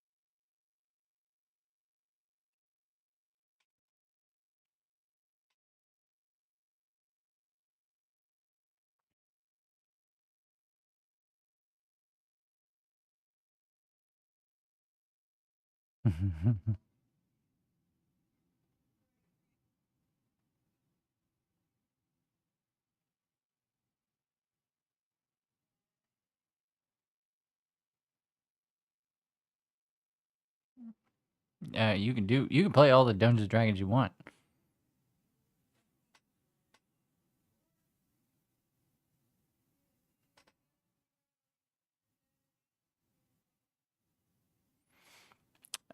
Dorork responds. Dorork sees um lots of trees. I'm told that it's just a couple more days. That is all.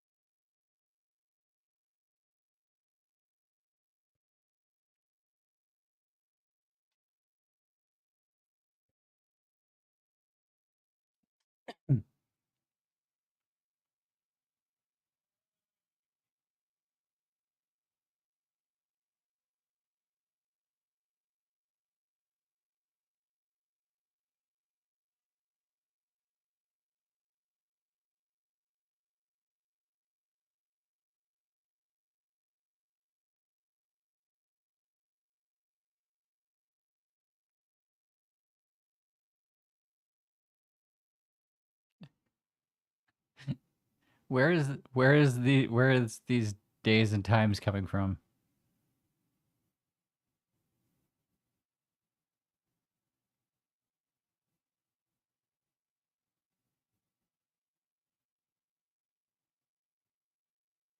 It should take you a few hours to get to Odenheim.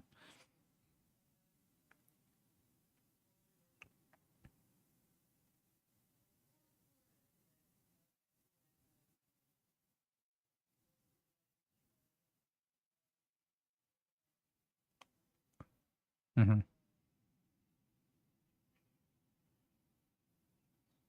Yeah.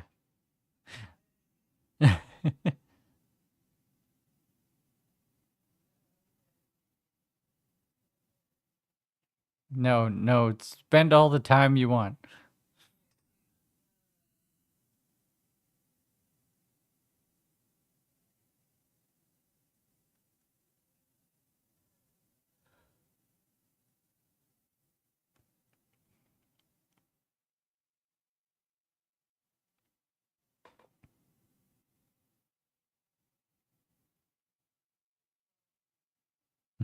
Okay.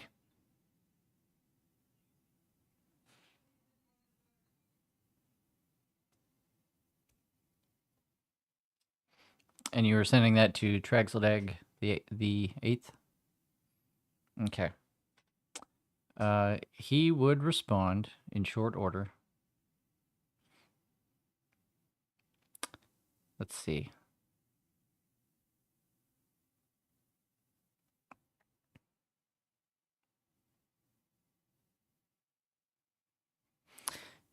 He would say,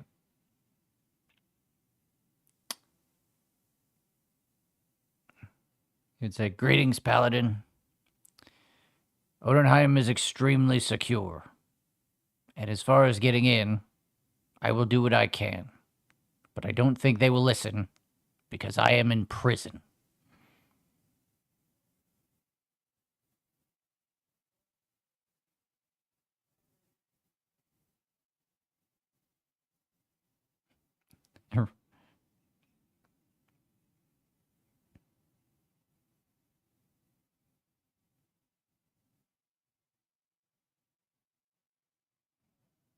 And Rallis is like, "What? Why would they do that?"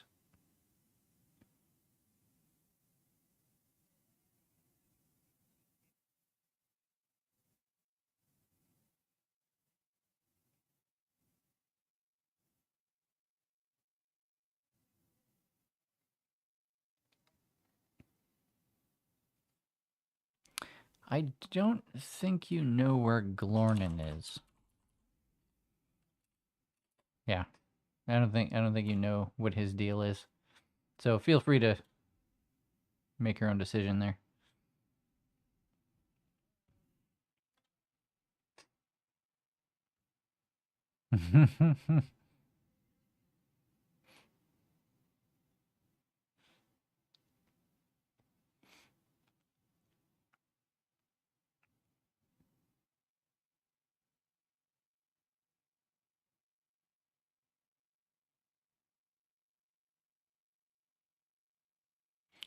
She holds up one finger and says, "I'm Krapelka." She holds up two fingers and says, "I don't know."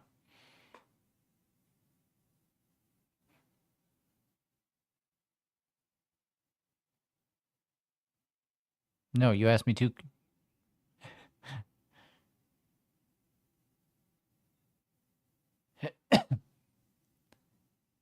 You asked me two questions. I don't know where I'm going.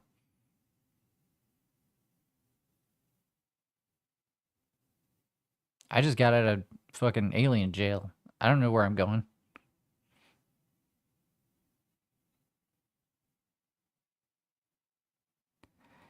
She kind of shrugs, like in like in surrender. She's just like, "Fine, sure. Odenheim's as good as any, I guess." What are you guys doing?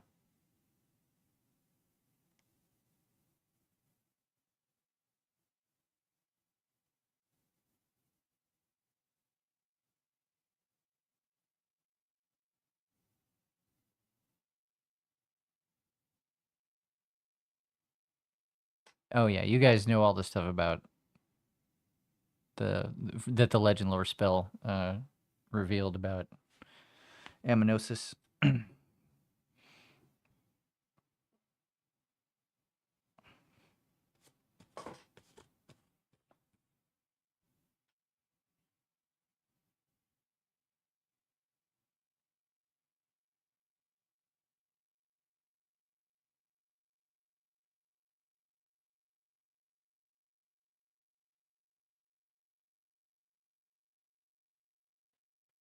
Okay. Yeah, you can give the whole history lesson to them.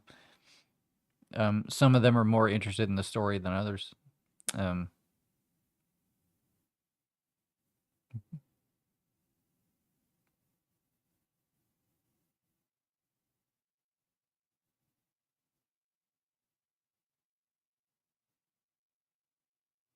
I think Query would be like, "Why would you replicate that?"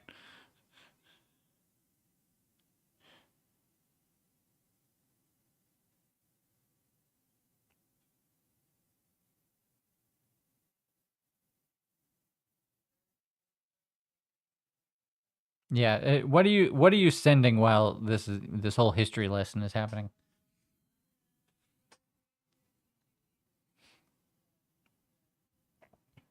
Mm-hmm.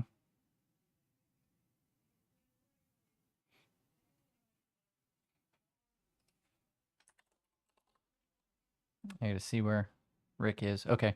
Um, Rick would respond in short order. It is good to hear from you, Cyrus. I am alive and well, sequestered in Odenheim.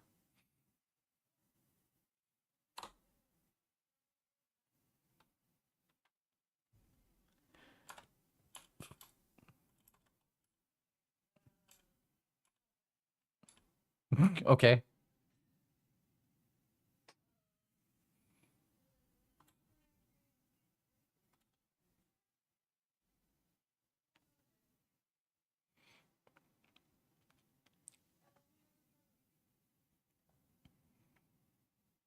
Ah, thank God. The the I there have been rumors. Um, things were well between the two kings. Uh, up to a point. Something happened. Uh, no idea what. He's probably out of words.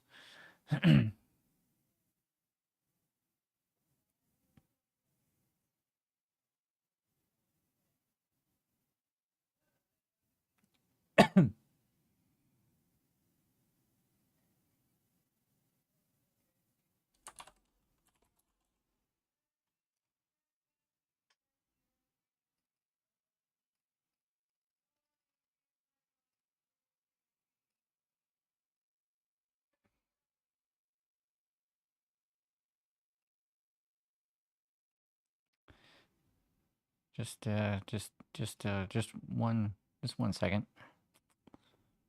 Okay.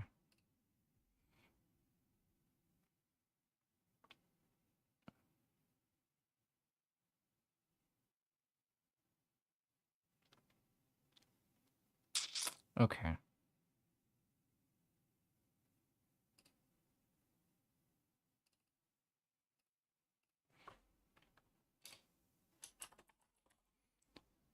Making notes. All right. um. Um. Okay. Brandy would respond. Um. I get she doesn't even know who you are, Cyrus. Mm, yeah.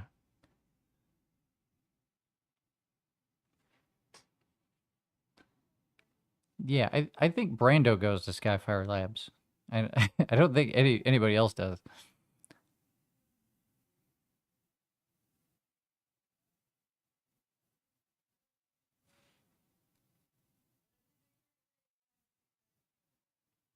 Hmm.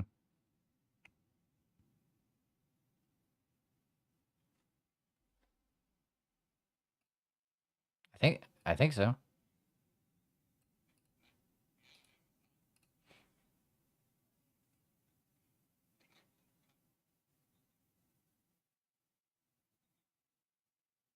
Yeah.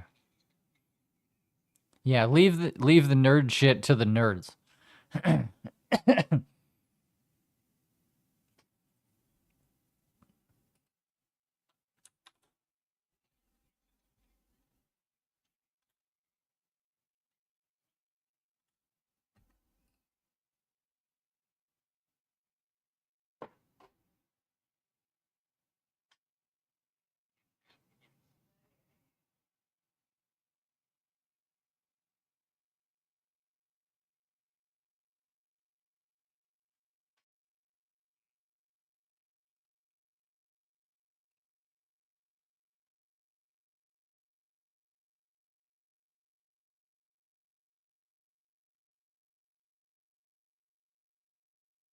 Yeah. Anyway, you message her. Well, hold on a second. Can you message her? Can you cast sending on somebody you've never met?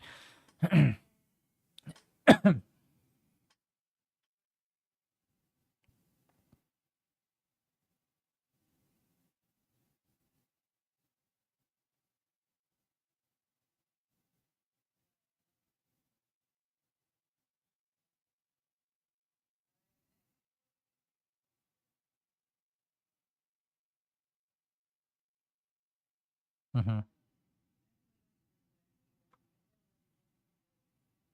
Mm-hmm.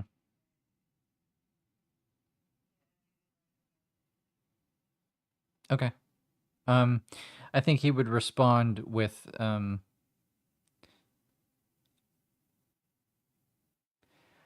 he would say like, "I'll see what I can do. Send me a message when you are on approach."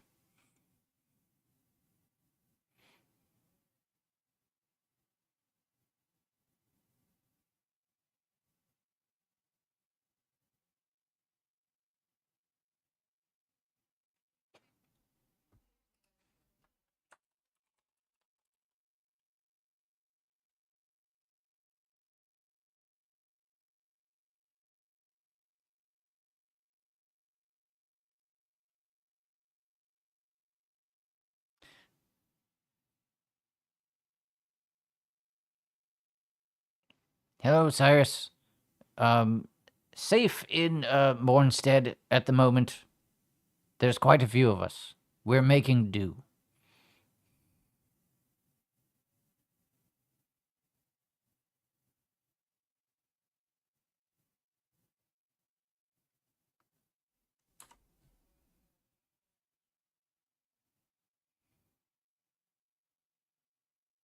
That was Aurelian.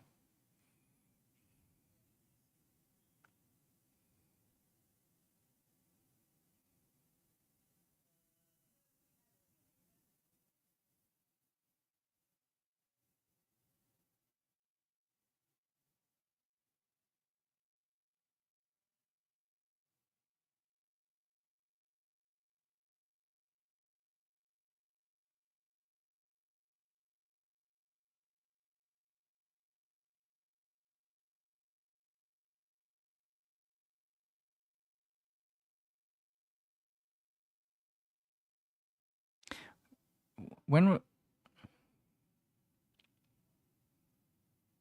Yeah, then yeah. Okay, if you know that, then yes, that's true.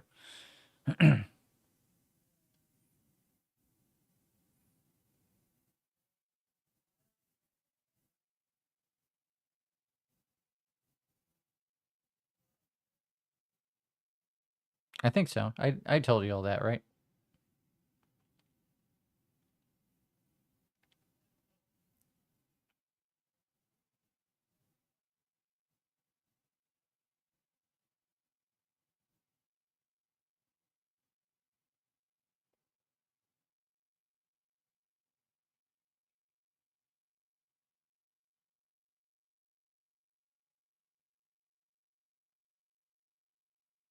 Uh, Wild, before you received this phone call, I believe I asked you a question. All right.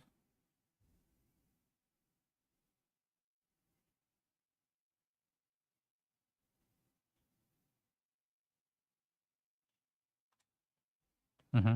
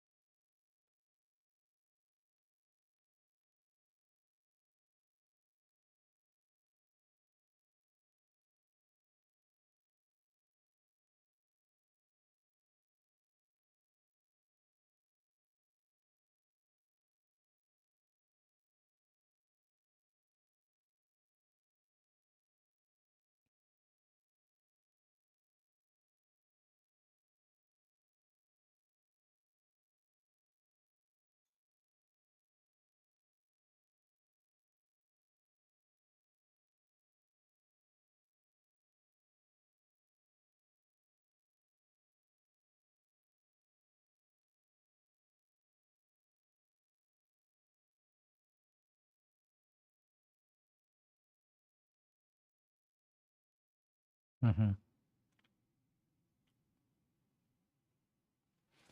So before you pick up the phone, um, all of that is all of that truth and all of that meaning is extracted from your your entire identity by the armor, and that truth passes eastward into Shamira's mind. In the same, we're basically in the same moment that you learned all of this about her. You know, you're knowing that, you know, you're still very aware of the fact that she is suddenly finding herself in a situation that doesn't make her comfortable in the slightest. And in this moment, she also becomes aware of everything that has happened in this exchange in the past few minutes. There's more information floating between you, that either of you were comfortable sharing. And having to face those truths has put her on the back foot, kind of uncharacteristically. The seed of doubt creeps into her psyche. She's used to things going her way, and they aren't right now. She doesn't want this. She extricates herself from whatever situation she's in, and with haste, she reaches her abode, a place of solitary safety, takes a few breaths, and then with urgency begins to remove the armor. And over the next minute, you feel the connection between the two of you gradually slip away, like transitioning directly into consciousness from a vivid dream.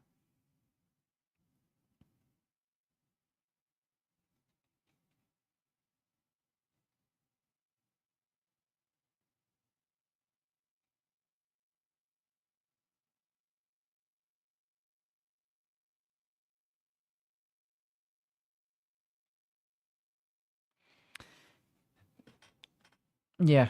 Yeah, you have a couple of minutes that are a little sobering. Um, in a weird way, like you do feel the absence of the connection.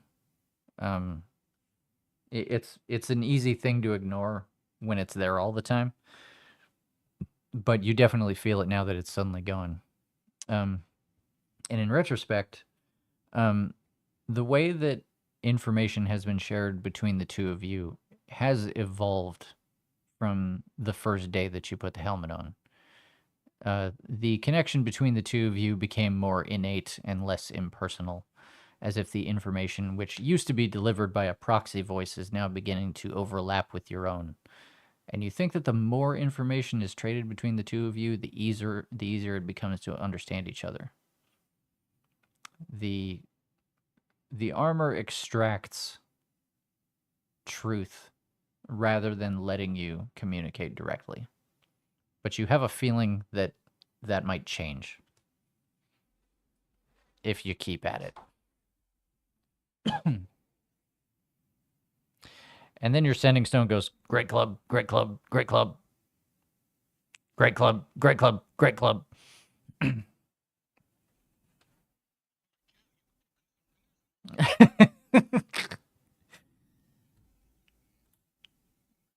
Yeah. Thanks, AT&T. Um,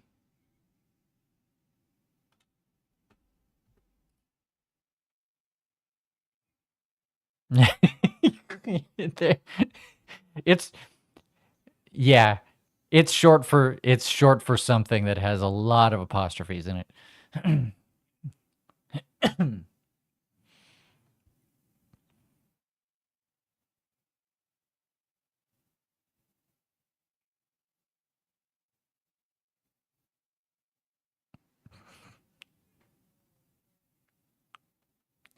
Hey, hey, hey, Wild, you're on speaker.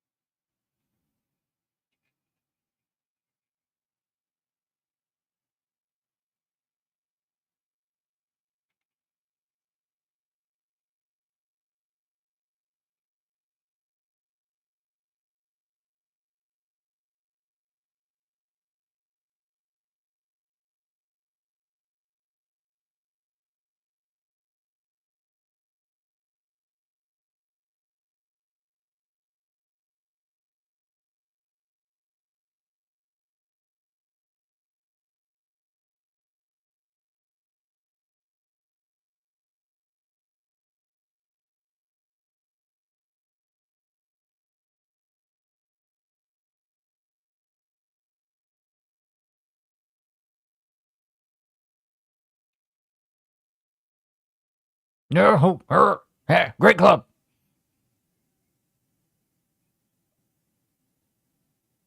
Great club.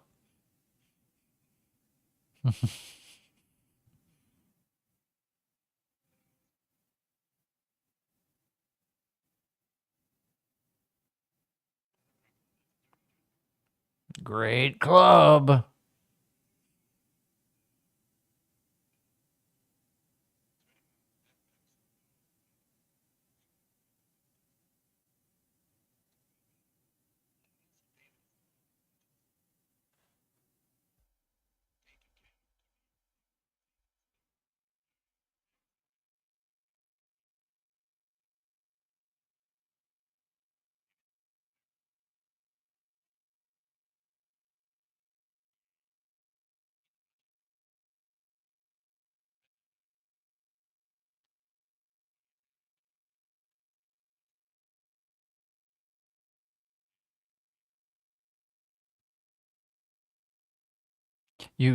Cyrus, Cyrus, you distantly hear a voice through the stone go, his strength is adequate.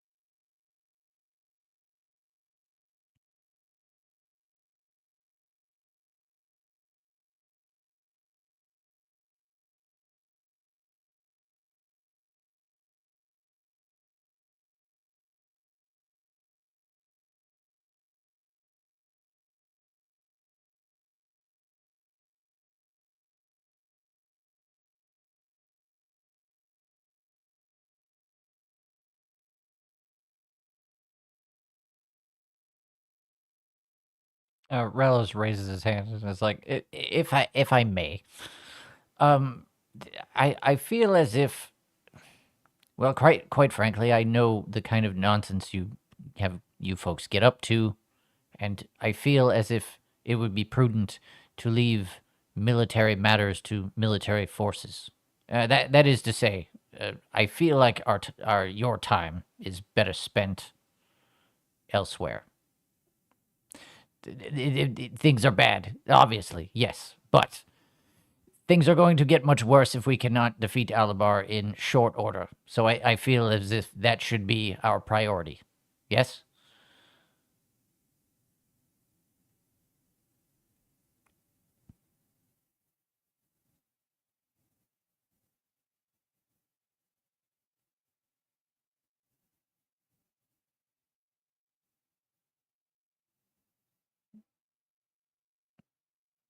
No, I haven't given up hope on that yet. It is just merely complicated matters that the Grey Collars are splintered at the moment.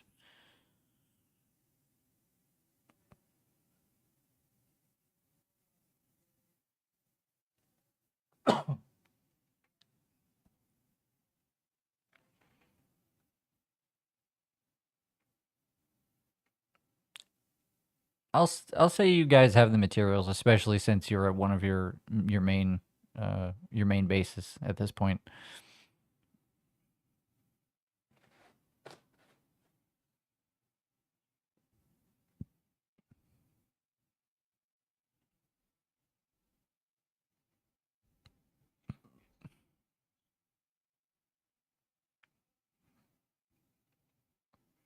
It's not really near. It's closer to Dorja than anywhere else, but it's still like, yeah. Let me hear.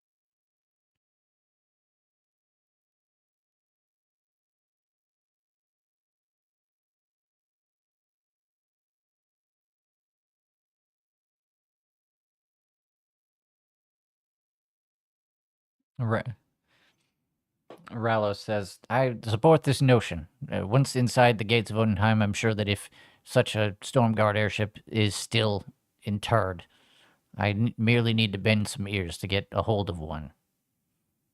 And then getting around without having to worry about the whatever enemy forces are on the ground will go a long way in pursuing any of our individual goals, including but not limited to finding the airship that we will require.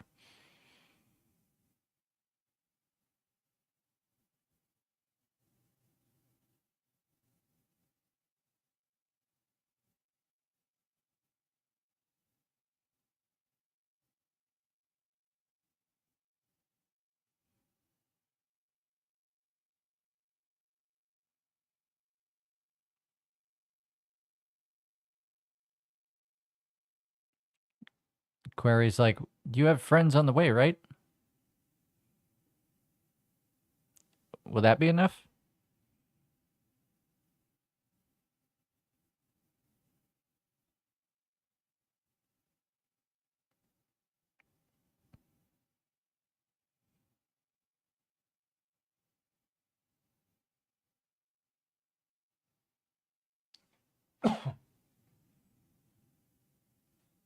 Oh, it doesn't matter what I think.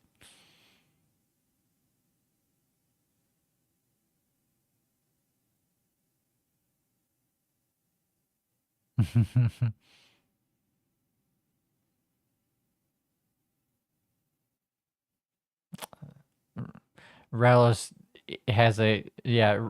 Rallis takes a sharp intake of breath and is like, "That is, I'm still working on that."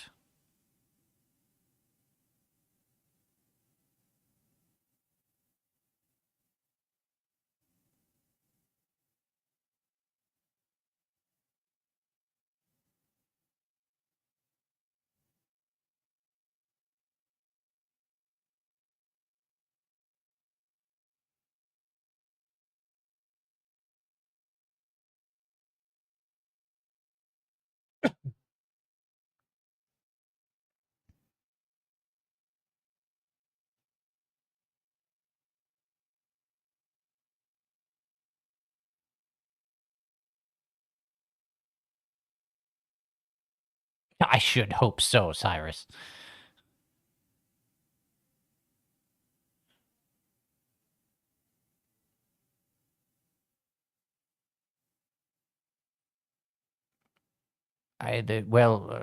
There's nothing to understand. They only communicate through telepathy. If they wish to communicate with you, you can understand it. But as far as understanding their technology, it's merely a matter of time. Time which, granted, we don't have a hell of a lot of, but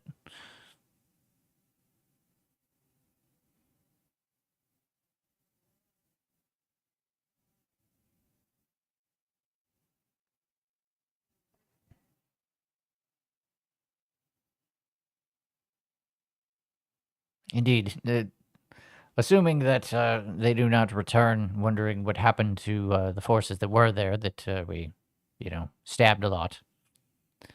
And, and Krapelka cuts in. She's like, "Yeah, also I did find something like that, and I broke it because I was mad. So sorry."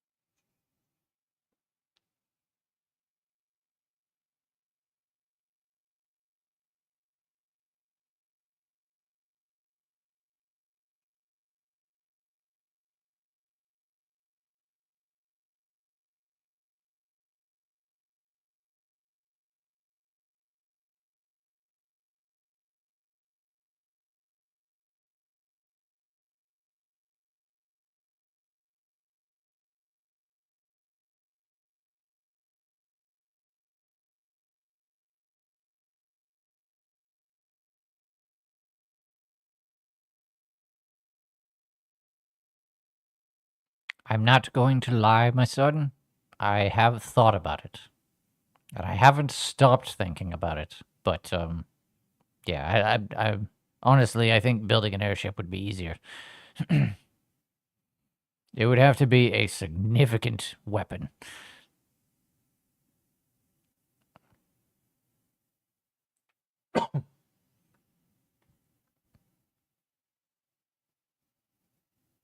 Okay.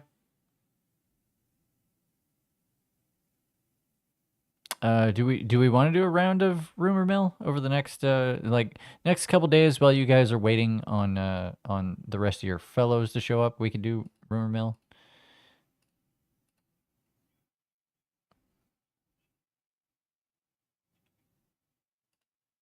Very well. No rumor mill for you.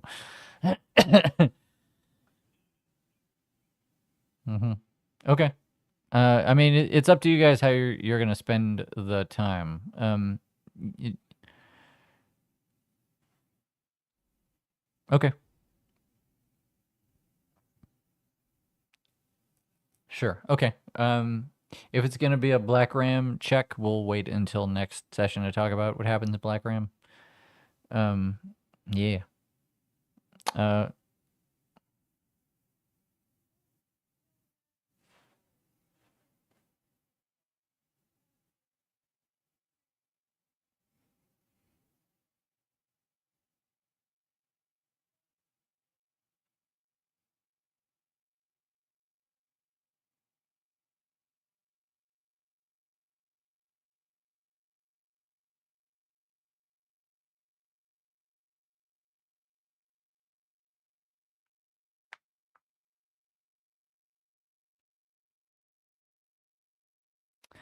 I will say, I am prepared to legend lore. Um, 1 second. Pretty sure I made a list. Come on. Mm-hmm. Go ahead.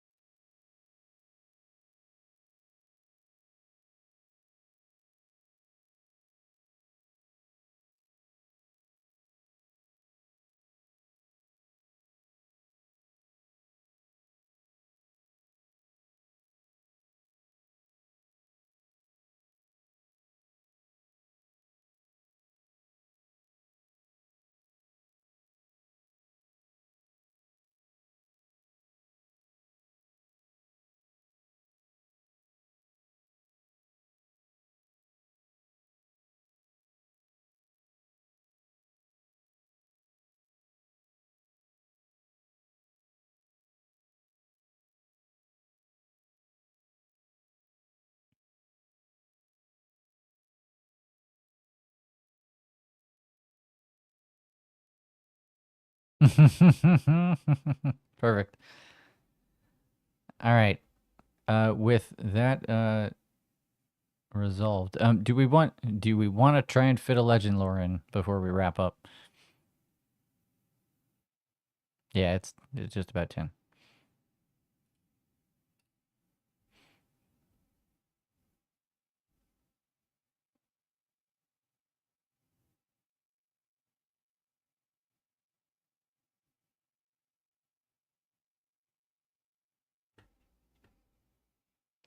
I mean, we really only cast legend lore on Aminosis. Here, here is other things. Here's other things that I'm willing to do. Let's do it this way. Let's say like once per session, you guys can cast legend lore. Just and right now I am prepared to answer one way or another about things. Let's see. You guys. Do, do, do, do, do. Okay. So Alabar is a thing. The Doomhole is a thing. The ruins on Grick are a thing, and Togir is a thing.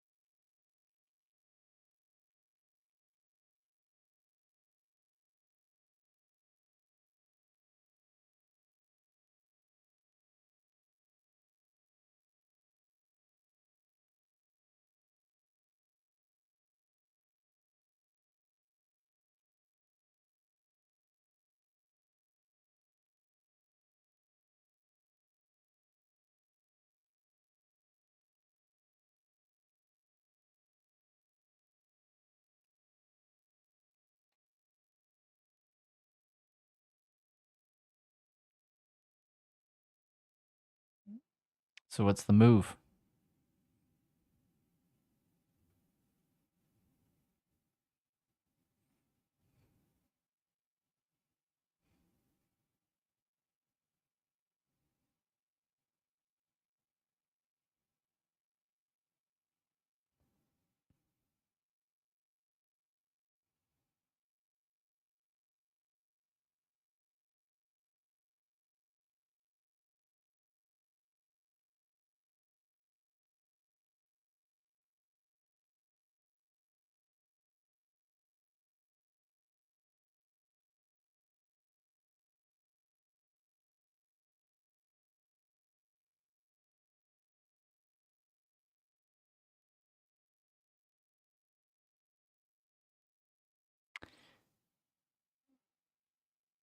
Your consciousness almost just elevates straight up out of the plank into the sky where Alabar is waiting,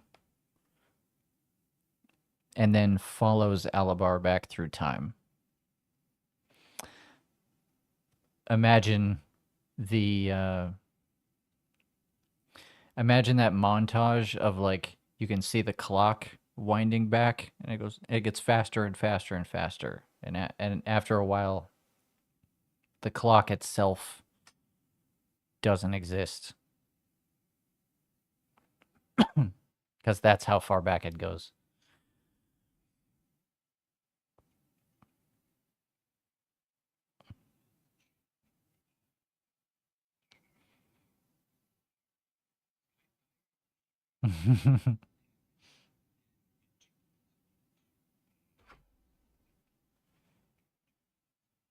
hmm Yeah. And then it's just planets orbiting, and nobody's using them to make sense of time. But it's it wheels back to a time when like this kind of cognitive thinking was practically unheard of anywhere. But in this case, it makes sense to you through the lens of the spell. The astral sea, as we call it these days, has long been the den of many disparate alien influences, whose motives exist outside the understanding of common societies over the cosmos. But more often than not, these creatures congregate towards what life does exist. At a time when Eos was a lifeless rock against the stars, these creatures had no reason to give it any mind. Our story occurs in regions of the astral sea so far from Eos that there is no record anywhere of anyone measuring such a distance for any reason. When the aforementioned creatures are desperate for connection of any kind, they ultimately congregate near each other. Often this leads to the inevitable destruction of one or both parties. But occasionally a bond is formed, an understanding, and from the pairing, their collective consciousness grows. They are more likely to attract others. And if the next one that comes along is agreeable, they grow into a tribe. Eventually, the tribes meet to do battle or merge into a stronger tribe. As time goes on, weaker tribes are either snuffed out or absorbed by the larger tribes. The likelihood of a new influence getting along with everyone in the tribe lessens with every new member. So growth becomes more gradual as time goes on. Growing to truly remarkable size is an uphill battle. It's a process that can take a very long time. But eventually, there is only one tribe. Unknown to these creatures, however, is the effect of gravity. Once a mass is large enough, it is drawn in toward itself, so a single tribe becomes physically compressed into a singular entity, an amalgam of consciousness. Their loneliness has driven them into captivity, a billion voices, individually insane, hysterical in confinement. While the point of this story may seem self-evident, here's a wrinkle. This is not the story of Alabar, because Alabar is not the first of his kind. Countless numbers of these amalgamations have existed over the ages, each driven mad, as the individual minds simply refuse to work in concert.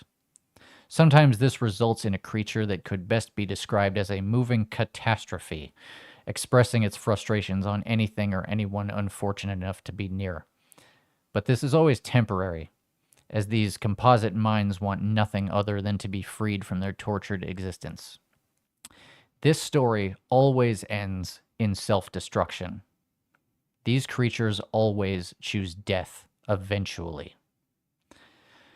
But everything I've described up to this point is cyclic. It has happened this way countless times, and every time is the same within a margin of error.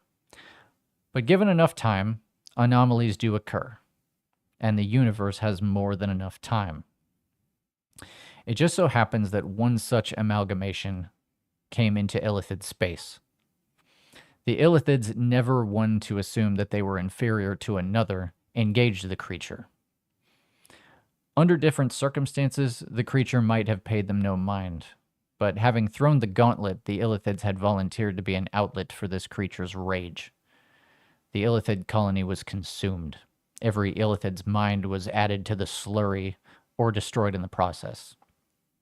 And at the center of the colony, the loudest voice of all, the Elder Brain. And that is how our anomaly occurred. The Elder Brain of an Illithid colony integrated into this mad god. Instead of being consumed by its myriad screaming voices, it did what it was already very skilled at.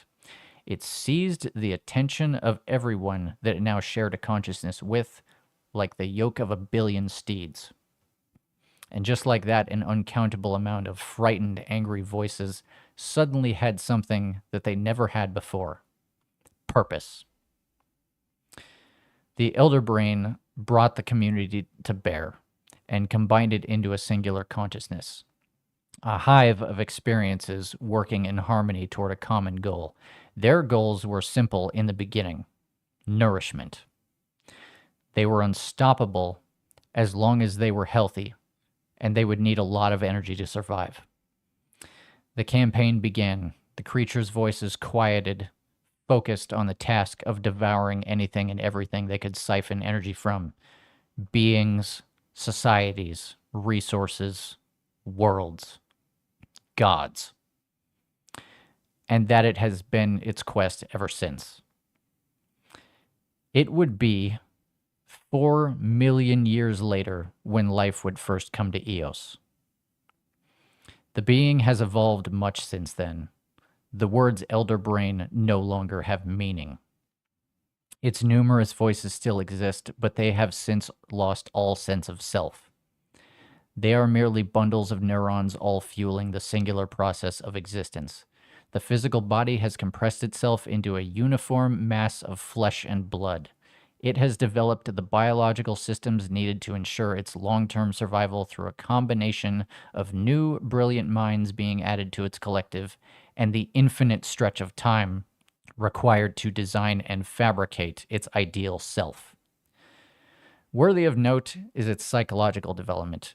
Individual aspects of its hive mind retain their strongest emotions from its earliest days. Having tasted blood, it knows the difference between hunger and nourishment and will ever pursue its next meal. But it does so with the understanding that the original members of the community had held closest. I don't know why I'm here. I'm scared. I'm alone. I'm hungry, and I'm angry. I was brought screaming into the world against my will, and I see no reason to spare others of my displeasure. The universe will share in my resentment until it is gone, or I have met my match. Maybe one day I will get vengeance on those responsible. Maybe I already have. But I still exist and will continue to do so. My quest has no goal, and I will pursue it endlessly. And I don't care who gets hurt along the way.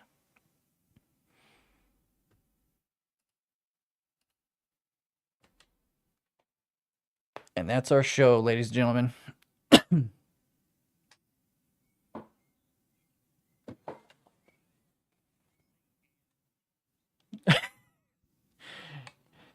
Y'all are throwing out good inspiration.